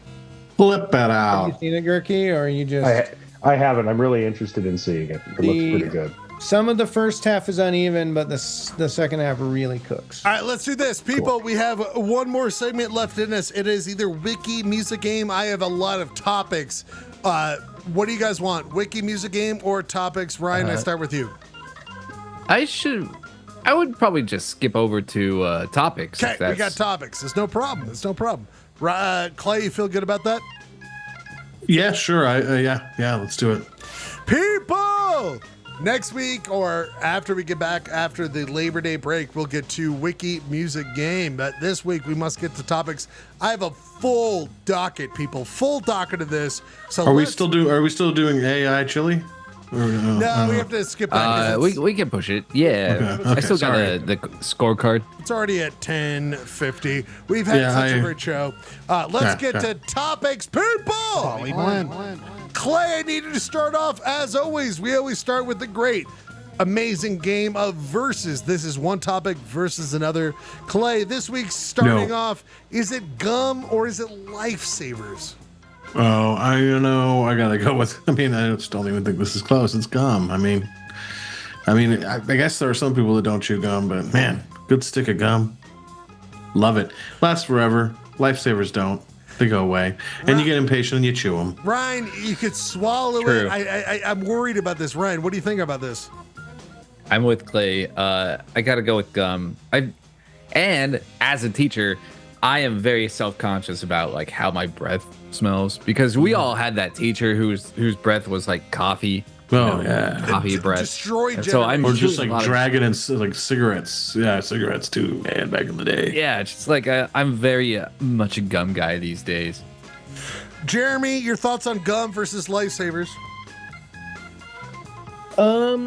Yeah, I think everyone's right but on lifesavers, like I always think of the fruity ones, but Yeah, the fruity lifesavers are delicious. The minty ones. What are we doing? Oh, the minty ones suck. It's definitely gum. About gum is that, we'll like, fight each if other you can't tomorrow find at the flagpole. If you can't find a place to spit out your gum and it's like lost its flavor, it can be kind of gross to keep chewing it. So Okay, I'd still probably go gum, but I think lifesavers are being undercut a little You gotta bit. okay, so you're still going gum. Bradford, I got a sociological question for you. It's sociology. Please, let's go that way. Like, All right. is gum at schools no longer passe? Like, do you spit out the But gum? under the table. I mean, kids are still putting gum under the table, putting it in the carpet. But like, if you I are don't chewing re- gum, I don't- you don't make them spit it out. No, I don't. No, Ryan- I'm sure other Ryan- teachers do. Ryan, do you have a ruler that you hit them on the head with? Yeah, no, I have my teacher gun and I shoot them. I shoot them dead. Teacher or gun. I call ICE. And be like, hey, I got a kid chewing gum here. I don't even Damn. want to ask you the question about the gun because I'm so scared that's a real thing. Kirky, gum or lifesavers? Muted. He's muted. Rob? I think lifesavers got a little bit of short shrift. I think Jeremy's right. They deserve more credit than they were given, but gum is the way to go. Also, nicotine gum. There's no such thing as nicotine lifesavers. Well, Zims. They have these Zims things now. Zin. Rob, producer Rob, you have the final. Yeah, gum. So it's a total win. Gum. I don't want to suck on a candy more than I want to fucking chew on some shit. Hey guys, guess what? Flood of wind goes to gum. Producer Rob, you're going to start it off next. Producer Rob, is it hawk or eagle? Is it hawk or eagle? Hear me out here. Is it hawk or eagle? Sorry. That's What I'm trying to. Is it hawk or eagle? Is it hawk or do we get eagle? Is it hawk or is it eagle? The flappies. You got hawk or you got eagle? I don't know. It's mostly sixes, I'd say, but maybe eagle, just because there are a lot of pretty fun eagles out there as they get big and weird, because they tend to be a little bit more. But aren't eagles specialist than hawks? Hawks tend to be more generalist. Archosaur Archive over here, Rob. But aren't eagles and hawks related? Yeah, very closely related. But they're different. You're better off asking hawk/eagle or owl, because that would be a more difficult decision. Clay, you seem to have a feeling on this, eagle or hawk. Guys, don't want to derail, but I just put my favorite gum in the chat if you want to look at it. Don't want to derail. What are you getting paid? Ryan, you're totally derailing. It's actually in his contract. He's got to mention this gum. All you could have done differently is if a hawk or an eagle then grabbed the gum and showed it on topics, Ryan, come on, you're off. Well, now my curiosity's up. Show the fucking gum. I mean, everybody can look on their own time. I'm just okay. Right? Do you see how you're doing your own show while we're trying to do another show? Yeah, no, this is now Gum Talk. It's called the Polyester Gum. Jesus, Ryan. You like that 5. You like that 5 gum. Bitch. Look at Ryan being like, no, guys, you got to join me. You got to join me. Find me at the Spirit. I'm just saying, if you need a good gum, that's a good gum. Right. What I like about this one is holds what flavor I like about this, quite a bit. It comes in sticks, which a lot of gum doesn't anymore. Like I know a lot of those gums rectangles, and then there's like the tabs ones. Yeah. They just give you those boxes with like little Right. How much you wheel in a day? 150 one day? 150 sticks. It's usually it's like three. Yeah, give me a card of Spearmint 5. Clay, you got this. Ryan, you got this on the subscribe. Subscribe. You got to subscribe and save. You subscribe and save that. You subscribe, dude. Yeah, I got my my gum subscription. Right. Okay. What about your? Let's see these reviews, Ryan. Which one is you? Let's go to the lowest. What if I was the top? What if I was the top customer? Ryan Bradford says best Hey, gum. I'm on a local show that no one watches, but I really love this gum, and I want everyone. Ryan, okay. No, it lasts a while. Longer than Trident. Fuck that shit. Ryan. I'm with Gurky. Edit update, $24 for this now. This was always $60 after tax. What the heck is going on? Inflation? Seriously brought the price up that much? No, just no. You know, guys, I just bought this box for $13.99 just now out the door. So, right, screw you, screw this gum. You are not even eligible to respond to this. Jeremy, is it Eagle or Hawk? I mean, Open Mike Eagle's a really awesome rapper. Ethan Hawke is great actor, so I feel like it's unfair to compare them. They're different art forms. Fair enough. What would you go with? Let's go with Hawk. Ryan, real quick, Eagle or Hawk, not gum. Eagle. Is anyone going Hawk? Eagle. Anyone going Hawk? I literally just told you. He just said Hawk. Sorry, Jeremy I don't just care. said Hawk. I just don't care about them. Producer Rob, do you see why you don't care about that dumb choice? Eagle are majestic. Hawk, I love them, but they're always kind of around. Eagle's a propaganda. Oh, there's some fucking Brad Hawks. Hawk has a lot of variation.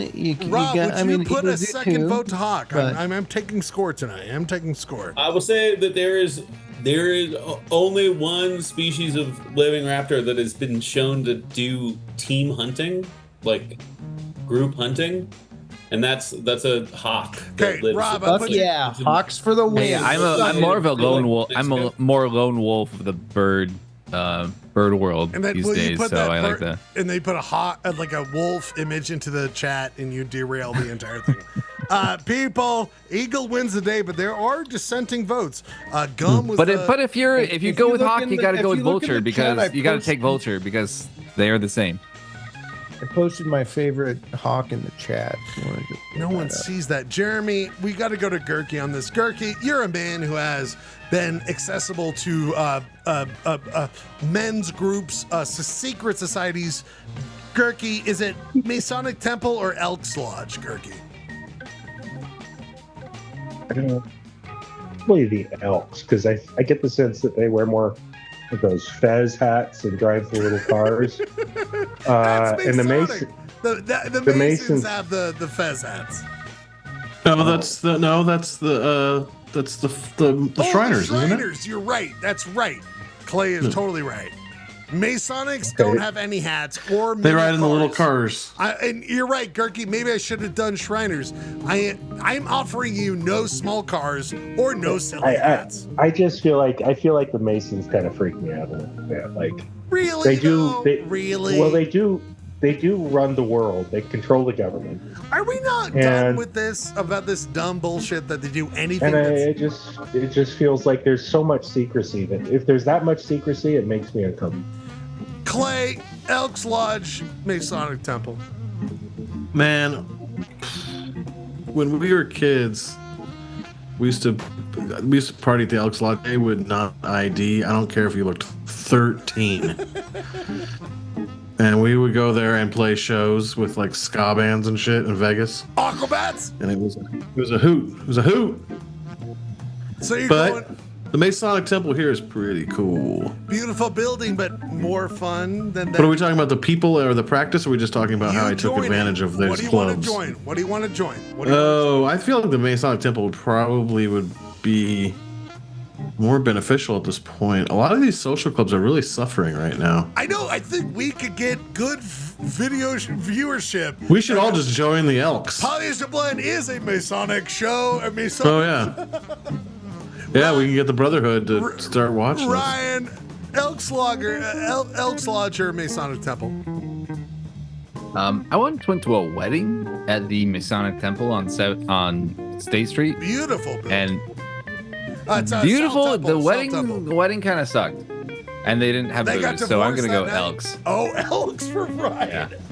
Wow, producer Rob. I don't know. Oh, you hate him? Like either. You can abstain.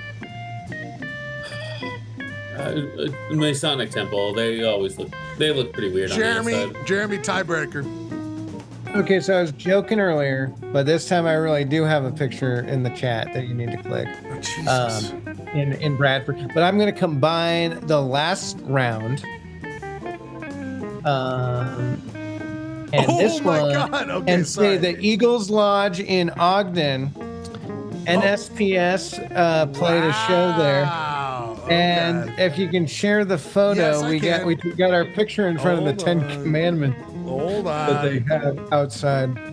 Wait a minute. When did you perform there? Hold on. 2016 apparently, July 23rd, 2016.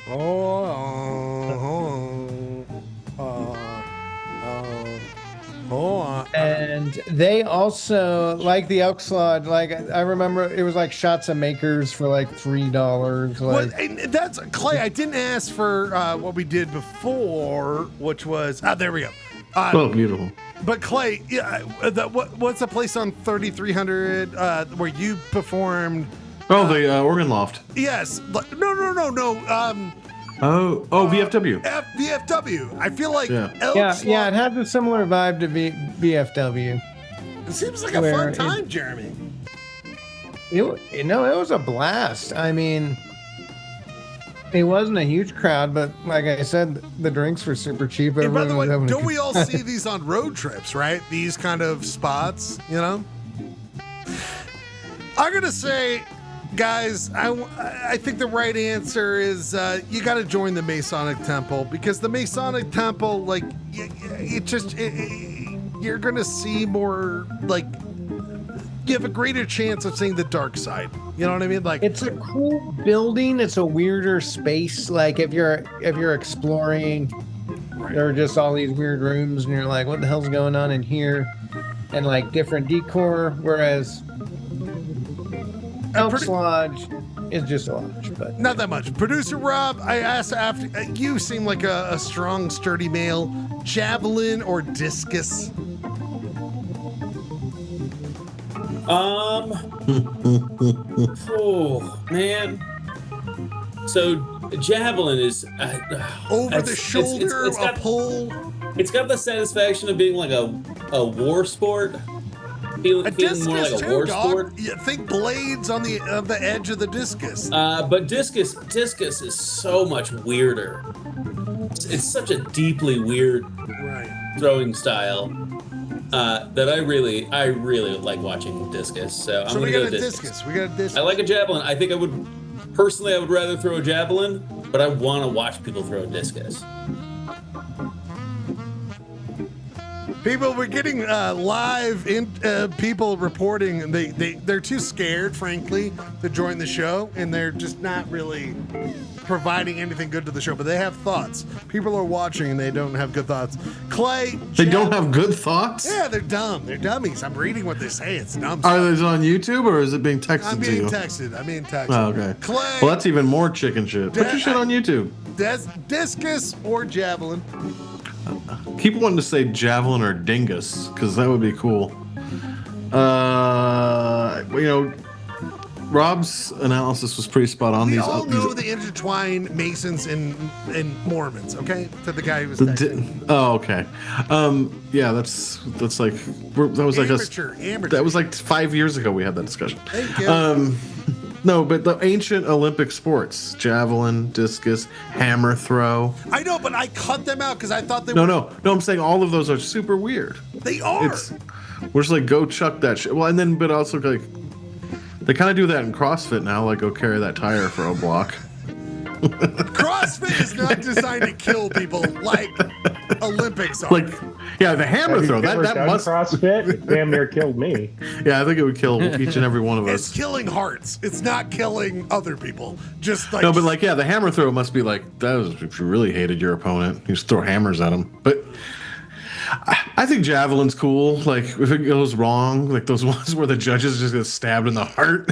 That's what you like, Clay? You sick bitch. Gurky.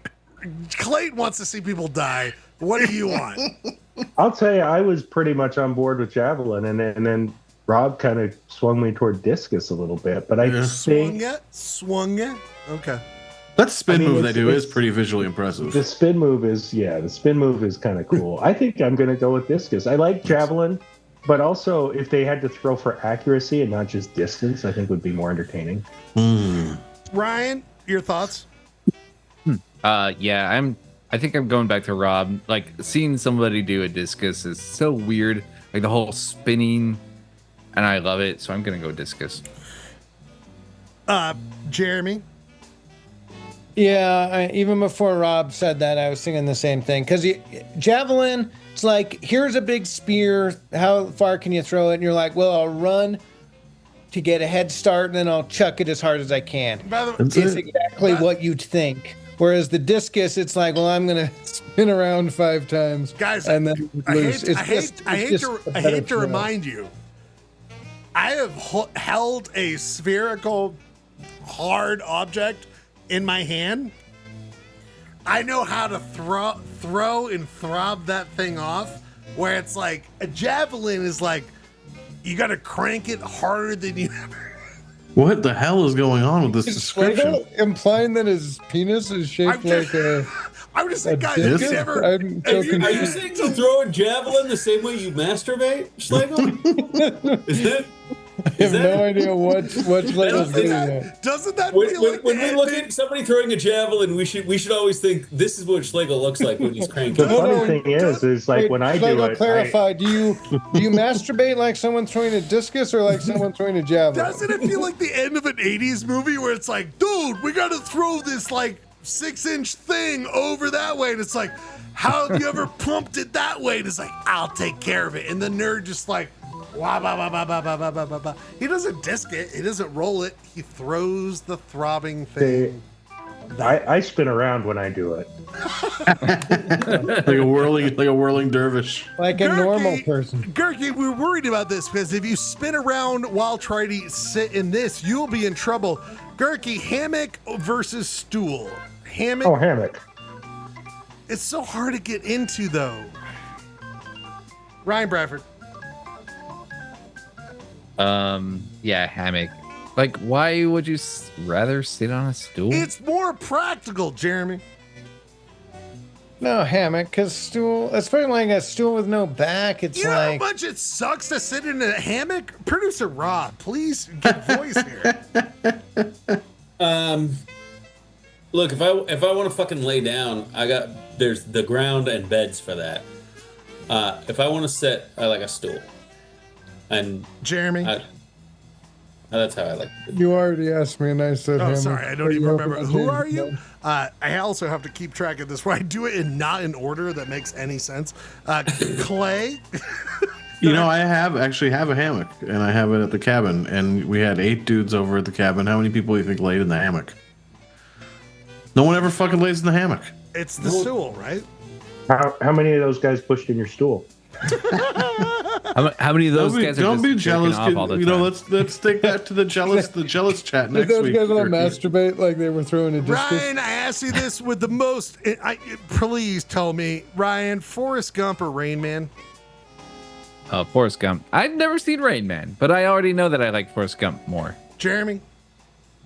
I'm gonna go Rain Man. Clayton? Not a smart man, but I know Rain Man. God, actually, people don't like Forrest Gump, and I really like it. But I love Forrest Gump. I know there are people that hate on it that think it's whatever. Is there problematic parts of it? Of course, but there, I think it's a sweet movie, and I've enjoyed watching with my kids. I cried in the theater. Rain Man's pretty cool. In Las Vegas. That involves gambling. Definitely. Forrest Gump didn't go to Vegas. He would have done great. And like Forrest Gump, that's the Brat Pack scene they cut out of the movie. Monument Valley. It was the missing. Yeah, that should have been in the movie. Him going to Vegas? Yeah. Hell yeah. Like he does a Brat Pack number with Dean Martin or something. It's a hard. This is a difficult one. I think I'm gonna go with Rain Man though. Gerke. Rain Man's a degenerate gambler, like everybody else in here. So you're Rain Man. I'm Rain Man, yeah. Producer Rob.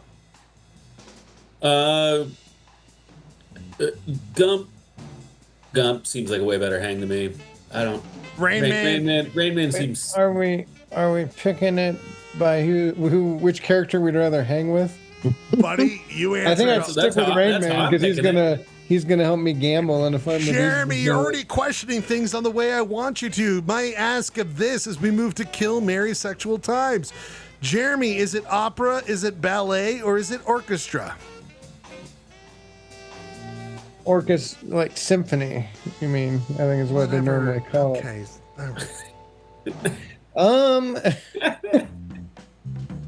Got his ass. Actually, Schlegel. Yeah, that's actually a good how Jeremy begins his sentences for next week.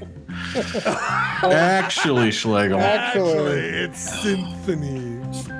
Sorry, Jeremy. I want to make sure I didn't know an orchestra wasn't to your liking. A symphony. Okay, here we go. Yeah, there we go. Now we're cooking. All right, let's marry the symphony. Like music? You like music? I do. Well, they all involve music. I know, but like I guess you could argue that a ballet with a live accompaniment would give you both, and then you should kill symphony. You tell me, brother. Yeah, that's tough. Now I'm second guessing myself here. I think we gotta have sexual times with the ballet because there's the sexy ballet. Okay. Jeremy, I think you're absolutely correct on this. And then let's just kill the opera. Gotta kill the opera, man. Fuck the opera. Gerke. I was kind of gonna go opera sexual times with, but I think he may be right. I don't know. Ballets. I'm not saying you guys have sex with ballerinas. I'm saying like you like sexual times is that. But you're not saying we don't have sex with ballerinas. I'm just spinning around and jerking off to a ballet.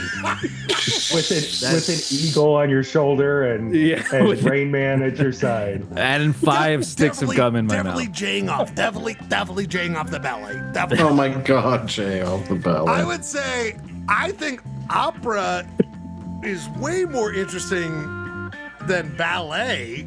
Sorry, I think opera is the right answer for sexual times. Everyone feels strongly otherwise? I feel okay, well, now that you switched it to actually being a sexual thing, because opera is so it could have dancing, it could have music, it has so many more levels, and I don't particularly like dance. Not saying it's an important dance, but there's like a physicality to ballet that's like so entertaining, whereas opera, like I don't know what the fuck they're saying. I don't want a program to tell me what they're saying. What the fuck you're saying? What are the fuck you saying? I don't know. We still have musicals. We still have the Producer Rob. You haven't said a word. Producer Rob. Final thoughts. Where does it go? Yeah, think I agreed with the original one, the original ordering, but I think I've since convinced myself that I think I want to marry ballet. Oh, Rob's. I think I want to watch like super fit people do some like rad shit. There's no conjecture there. They're doing the great thing. I want to marry. Which one? Let's ask. What would Bugs Bunny do? Because I think he had the silly symphonies, and the opera. His operas were fantastic. He did do ballet a few times.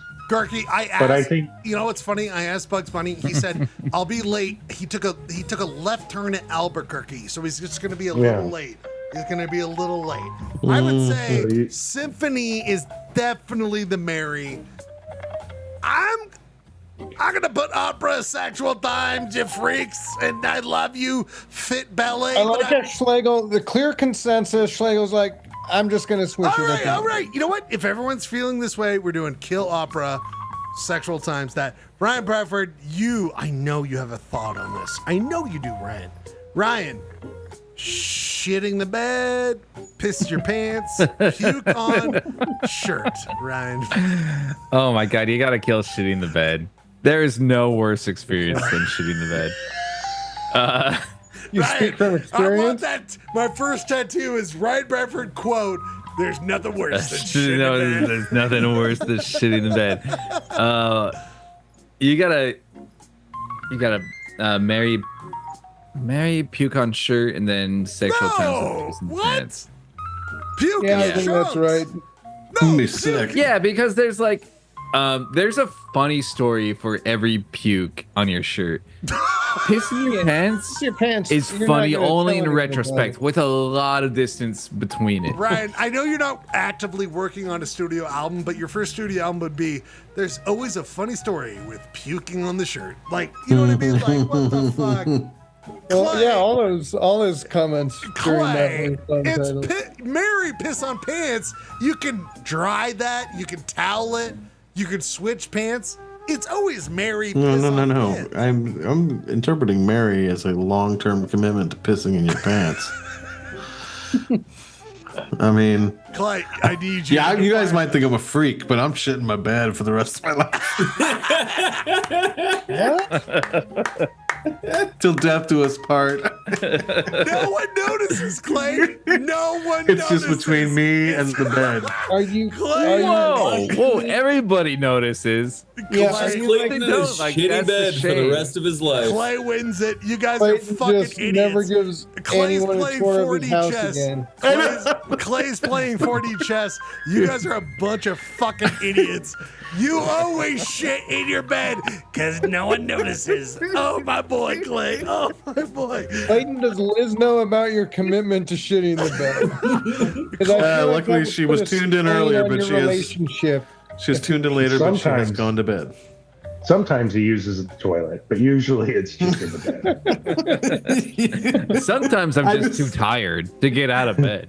I don't often give my B props, but I do like the line. You guys might think I'm a freak. If you have the comfort of being married to shitting the bed, you're not even gonna be like feel bad about it. Who Just let hasn't him just had, rock and who roll. hasn't There's the had rock and roll. first guess on Kill, Marry, Sex, Kill? Who hasn't had Jeremy or Gurky? Who I hasn't? think I I haven't. already did it first. It's all right. Okay, Clay, then Yeah. you go first. For this next one, kill, marry, sex, kill. I give you 3 options. They are these, my friend. Is it the Jaws shark, Lake Placid gator, or the arachnophobia spider? We brought this up earlier. I'm trying to come back to it. What would you kill, marry, sexual times with the Jaws shark, Lake Placid gator? And by the way, Clay, how many movies have you seen of these? I've seen Arachnophobia and Jaws. Never seen Lake Placid. Ryan, can you describe to Clay Lake Placid? It's been a long time since I've seen Lake Placid. I don't really. I just know Bill Pullman. Betty White fed the gator that killed her husband accidentally one day, but she kept feeding this giant gator. So I would say the Lake Placid gator is tameable. Jaws is just an eating machine. Arachnophobia is everywhere within your shit. Clay. So, yeah, I'm gonna just go with my bias towards these animals, I guess. I kill the I don't like sharks. Like I just don't. I'm not like, oh, the sharks. They scare me. I'm not a fan. Kill the gator. Fuck the shark. Wait, no. Kill the spider. What am I thinking? Kill the spider. Marry the shark. Have sex with the gator. Ryan Bradford, you're a sick bitch. What do you think? Oh yeah, I mean you gotta marry the shark. Because you can kind of. I think Clayton's correct on this one. Yeah. Spiders are I think he's 100% right too. Just for like it's easiest to avoid a shark. Just don't go in the water. Gators are always near the water. Just stay away from it. I don't want to fuck with those spiders. They're everywhere. They're in every shoe. Rob, side note, did we do egg rankings, Rob? Did we do? As a producer on the show. What? Any ranking of eggs? This is for later on. Did we do? Of eggs? Yeah. We have not done any eggs. Okay. Just keeping that going. Jeremy, any thoughts differently here? What do we? What is this real? What do we do? If we were like from the like iconicness, how cool is this character? I would swap. I would kill the gator and fuck. I'm saying who you don't like. Who if you had to deal with it, Jeremy? If you had to deal with it. I think we got it right then, because I don't want to like everyone else. You know, that spider, whatever you're doing, that spider is gonna swoop in and fucking. I'm going to an older guy, but he is my love so much. Gurky, I must ask you, start this off. Telegram, letter, Pony Express. I don't know why it's in that order. Telegram, letter, Gurky, Pony Express. Kill, marry, sexual times. Huh.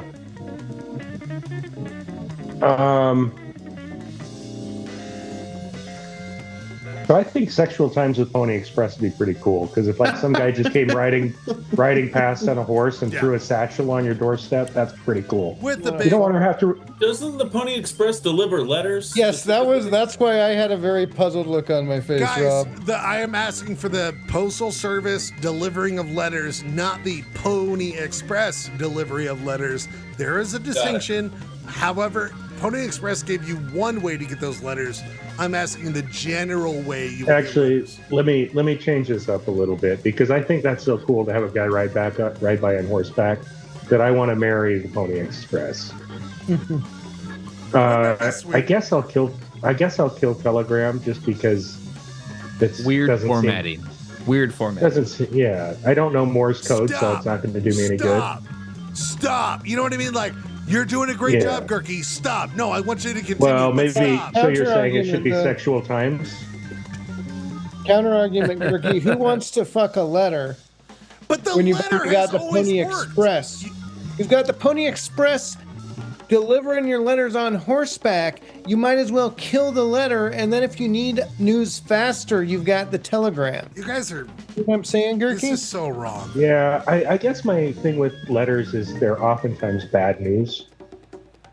So maybe. So you might as well. You've already married. You know what? Jeremy convinced me. I think it's sexual times with Pony Express. Or sexual times with Telegram. Marry Pony Express. Kill the letter. No, you guys are wrong. But Publishers Clearinghouse only delivers through the regular postal service. No, Publishers Clearinghouse shows up Clearinghouse to never give you delivered your a giant prize check. Ryan, in person, Rob. Ryan, real quick, did we do jerseys, baseball jerseys? Did we already do that? We did not. Okay, so this will be a quick one. Rank them, gentlemen. Spend time with. You have an hour. You have 5 minutes. Hour, day, year, lifetime. My question, Ryan Bradford, baseball jersey, football jersey, hockey jersey, basketball jersey, cricket outfit. What do you want for 5 minutes, hour, day, year, lifetime? Is this me? Yeah, it's you, Ryan. It's you.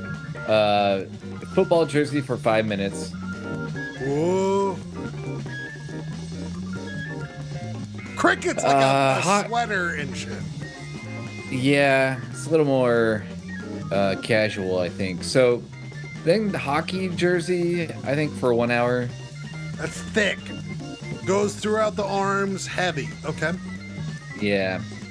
Let's do cricket for a day. Jeremy, you're on deck. Okay. Baseball for a year and basketball for a lifetime. I'm just going by comfort here. And so basketball for a lifetime? Yeah, you just got very loose, very little. Jeremy loose. Matthews. Clay, you're on deck. Clay, you're on deck. Jeremy, what do you got? Oh man, are baseball jerseys comfortable? I don't know that I've They ever look worn. like shit. If you're a husky boy, you're just stretched to this fabric. It's disgusting. But if you're football and hockey jerseys, I feel like are I very feel like similar. Schlegel is lobbying for a certain jersey. No. Kevin Smith proved that hockey should be 5 minutes. I love hockey jerseys, but Kevin Smith made the schlubby. You shouldn't do 5 minutes. Jeremy, go ahead. At first I thought you said Ryan Smith, and I was like, oh, okay. We're going there. Kevin Smith. Fuck the Yeah, hockey jersey. yeah, I would say I feel like to me football and hockey are interchangeable, and it makes sense to have them as 5 and 1. Like from a comfort point of view. Cricket outfit, I don't know. Those kind of it's You got kind a of sweater like a polo vest look. and a polo shirt, pants. It's very dignified. It's very Like I think I might go a lifetime with that just because I'd at least look classy. I'd be comfortable. When So you- I think I'd swap cricket outfit and basketball jersey because I'm not a tank top guy. Okay. But otherwise, I'd keep Brad. Clay, you're on. You go, my friend. You've heard Jeremy. So we're not wearing the pants, right? We're just wearing the top. Only the cricket. jersey, You're wearing just the whole the thing for jersey. cricket. All the That'd other be you gotta have like pants fuck on. wearing football pants. Fuck that. Those Those don't even make sense to me. But I am giving you a full outfit with lifetime cricket outfit. But go ahead. To me, the implication is you're naked from the waist down with all the other. Awesome. And by the way, we should think it that way. Yeah, well, actually, that changes things a little bit because the baseball jersey, you can't really shirt cock a baseball jersey as easily as you can like a hockey jersey. Jeremy, Or like a basketball sorry, one. Gurky, you're on deck. But Clay, Okay. Like what would I rock? Right? What would I rock for lifetime? yes. I'm gonna go against your assessment and say, like, dude, if I think of like Ferris Bueller's Day Off, that what was it, the Flyers jersey that he wore, it was a Red Wings jersey. I just said that to troll you. I said that to troll you. Oh, it was Detroit, wasn't it? I was thinking it was Blackhawks. Gordie Howe. It's Gordie Howe. And then but also So I you had want- what do you I had a St. Louis Blues like knit real hockey jersey in high school, and I wore it all the time, and it was awesome. Hockey jersey lifetime. Ooh.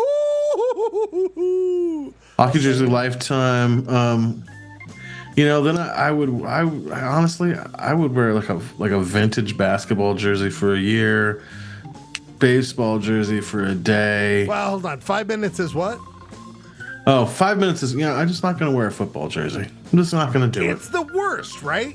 And I'm just not gonna do it 1 hour? as a personal brand. I'm just not gonna do it. 1 hour, you want what? We'll go with baseball at that It's point. not that great, right? The baseball's kind of It's okay. I've never been compelled to wear one. one day. I'm gonna go with Cricket. cricket just because I don't know, but like 1 year. of 1 year would be like a vintage Basketball? like Washington Bullets jersey or a vintage Trailblazers jersey. I'd wear that for a year. Gurky, the final thoughts on this. It's wild to me because, like, if the Lions win the Super Bowl, I'm wearing that jersey the rest of my life. But you look like a bitch. I would go football jersey for a lifetime. I have skinny arms, and so I don't look good in tank tops. So I'd probably 5 minutes with a basketball jersey. Baseball jersey might have got right because I bought a couple baseball jerseys look thinking they'd look cool, and they just don't. They don't. Like they if you wear them unbuttoned with a t-shirt under them, you can kind of do it. But the right answer is this guy. Basketball. Basketball's good. Baseball's the worst, guys. Baseball sucks. Then football, and then I would say cricket, and then basketball is good because it's just like the shoulders, it's easy. Hockey, you can always make it work. Hockey's the right answer. Clay and Ryan, you guys are the Husky boys. The other part of Polyester Blend, you must do the final game. The final game, eggs, guys, eggs. Oh my god. So what we're doing is you guys have to rank every. Sorry, I'm gonna clear it. Ugh, Jesus. I have to go. I'm so sorry. But I really want to see what this works. Sorry, rank. We're doing. I want to see how this works before I go to bed. Well, rank. Sorry, I apologize. I put the wrong thing. It's sunny side up. Oh, eggs. How you Over take easy, your eggs? over medium, over hard, basted, souffles, cool cigarettes, deviled, scrambled. Clay, so you lead this. Sorry, this. and I hate to be a No, diva. just lead it, and then Ryan is the next person to just say otherwise. I'm putting over medium at number 1. Over medium. I'm starting with an over medium. Ryan, do you think good cool about that? cigarette, right? And then cool I do, cigarettes. No. Are we alternating? No, right, Clay, you can keep going. Keep going. Okay, I don't feel like I'm hogging this thing though. No, but Ryan could be like, "Fuck that, he's wrong." Then I'm gonna go with fuck. We got omelets and frittatas in there. Yeah, damn. Eggs. But I kind of like, But I also like a good boiled egg with salt on it. So good. I've got boiled in there. Don't. Okay, but I'm gonna go next. Boiled. I'm gonna go with I'll go with an omelet, number 2. Ryan, you feel good about that? I'm pretty good. Ryan, you know what? Clay, go, and then Ryan can respond. What's what? There's a D. It's deviled. I think and that's cool deviled. cigarettes. Oh, I mean, this is okay. You know what? This is gonna be controversial. I'm actually gonna put deviled up next. That's gonna be my bottom, but I knew you hated it. I thought also need to go. Clay, I guys, thought Gurky go hated him fast. too. Clay, go fast, but before you go, Clay, listen to Ryan rebuttal, and then we'll take care of everyone else. Okay, Clay, cool go. cigarettes. Is 4. I agree with that. Agree. Yeah, agree. I like to actually smoke cools and eat deviled eggs at the same time. It's really So you got very sunny pleasurable. side, scrambled, over easy, boiled, poached, over hard. I'll do a sunny side up. I like a good runny egg. I like the run. Ryan, Good. don't give him that. Like Super runny. Let you make that choice, Ryan. Let you make that choice. Well, then that would be over easy, right? Let's riff on these runny eggs. Have you ever had the thing is, a poached egg on its own isn't that cool, but a poached egg applied to something special. Yeah, like it's on top and it has like that meringue looking shit.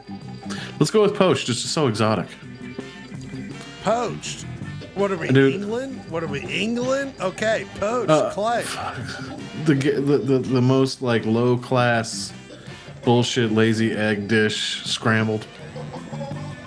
I love it. I eat scrambled eggs almost every day. I like them too. They're so basic. You guys put them that low. I know. I'm going to listen to the rebuttal. Keep going. I'm with you, Clayton. Like it's just like a working man's egg. I know. I mean, it's cool, but it's like nothing special. Like I don't think what a treat. Scrambled eggs. Boiled, over hard, basted. Compared to cool cigarettes. What the fuck is a basted egg? Basted is when you inject something into it. No, it's when you're like frying it in grease, but then you spoon some of the grease over the top of it so that it kind of gets the grease cooks it on the top. Can we put that number 1? I'm just going to do that tonight. Yeah, right. It's fucking great. You want basted number 1? A basted egg is nothing to bat an eye at. I feel like I've already basted eggs, not knowing that that's what I'm doing. Oh, you basted my egg. Yeah. Go ahead. What do you want? Boiled, over hard, basted, He's a master frittata. baster. I like I like a hard-boiled egg. With salt on it, like I said. Okay. We'll toss that in there. So hard, over hard? No, boiled, like a hard-boiled egg. That's what a boiled egg Okay, is. boiled. Gotcha. Can you ever be over hard? You can soft boil an egg and you can hard boil Clay, an you've egg. got over hard, basted, frittatas, souffle. Over hard sounds disgusting. I've been over hard. Toss a frittata in there. Okay. Toss me a frittata. Then a souffle. Over My nickname in high school. Now, over hard just sounds disgusting. If you're gonna make me an egg on a skillet and then make it hard, boo! I want the runny, greasy stuff. Yeah. So basted next. Yeah, basted and then over hard. Basted only from a lack of knowledge. People, we will follow up with all of these guys next week. Ryan, your rebuttal comes 2 weeks. Sorry, we're doing the show 2 weeks. Same egg time, same egg channel. You will find out the final decision of what are the best eggs. Ryan, give me 2 weeks from now. What do you want to see from the show? I want to see deviled eggs at the bottom of that fucking list. Mayonnaise and mustard in your yolk. Can we do the cocktail challenge in 2 weeks where Jeremy tells, like, we have our supplies, we make them, we have one per 30 minutes, we do that thing. Yeah, I'm gonna invent a cocktail that has just a floating deviled egg on top of it as a garnish. Sorry. Clay, where are you gonna be next weekend? Next week I'll be up at the cabin. I'm hiking up in the Uintas. We can't wait for that. We will not be doing a show next week. You're going to the. You're going. I can't go. I can't make it. I can't make it. Coyote. I wanted you to, but you couldn't. I never slept outside Ryan before. and Clay. Take it easy, So take it easy. Clay did his eggs. Dusty. He gave those eggs up. Ryan, you're gonna figure that out. Ryan, you're gonna go to Mexico. You're gonna tell us all about that. Ryan, pizza talk next week or whatever about that Mexican adventure. Blue Arizona moon, keep shining, from the desert sky above. You know, pretty soon that big yellow moon will light the way back to the one you love. Blue shadows on the trail. So by the way, hang out. I just want to. We're gonna talk about different things, if you can. Little cowboy, close your eyes and dream. All of the doggies are in the corral. All of your work is done. Just close your eyes and dream, little pal. Dream of someone. So we didn't get to Wiki Game. We'll get to that next week. Utah City Split, Caribbean, so many future games. The future of Polyester Blend happens right here, and you'll be a part of it. Blue shadows on the trail. I didn't get to. We have Warren Michaels wants to call it. Soft wind blowing through the trees above. All the other little cowboys back in the bunkhouse now. So close your eyes and The fact that we get the best answers out of you, all the fun stuff. We'll see you next week. We do this show. Oh, sorry, in 2 weeks. We do the show all the time. It's one of the best things you'll ever see. It's important. It's historic. We'll see you Hey, next Lucky. time. Polyester Night, Dusty. Blend. Good night, Nick.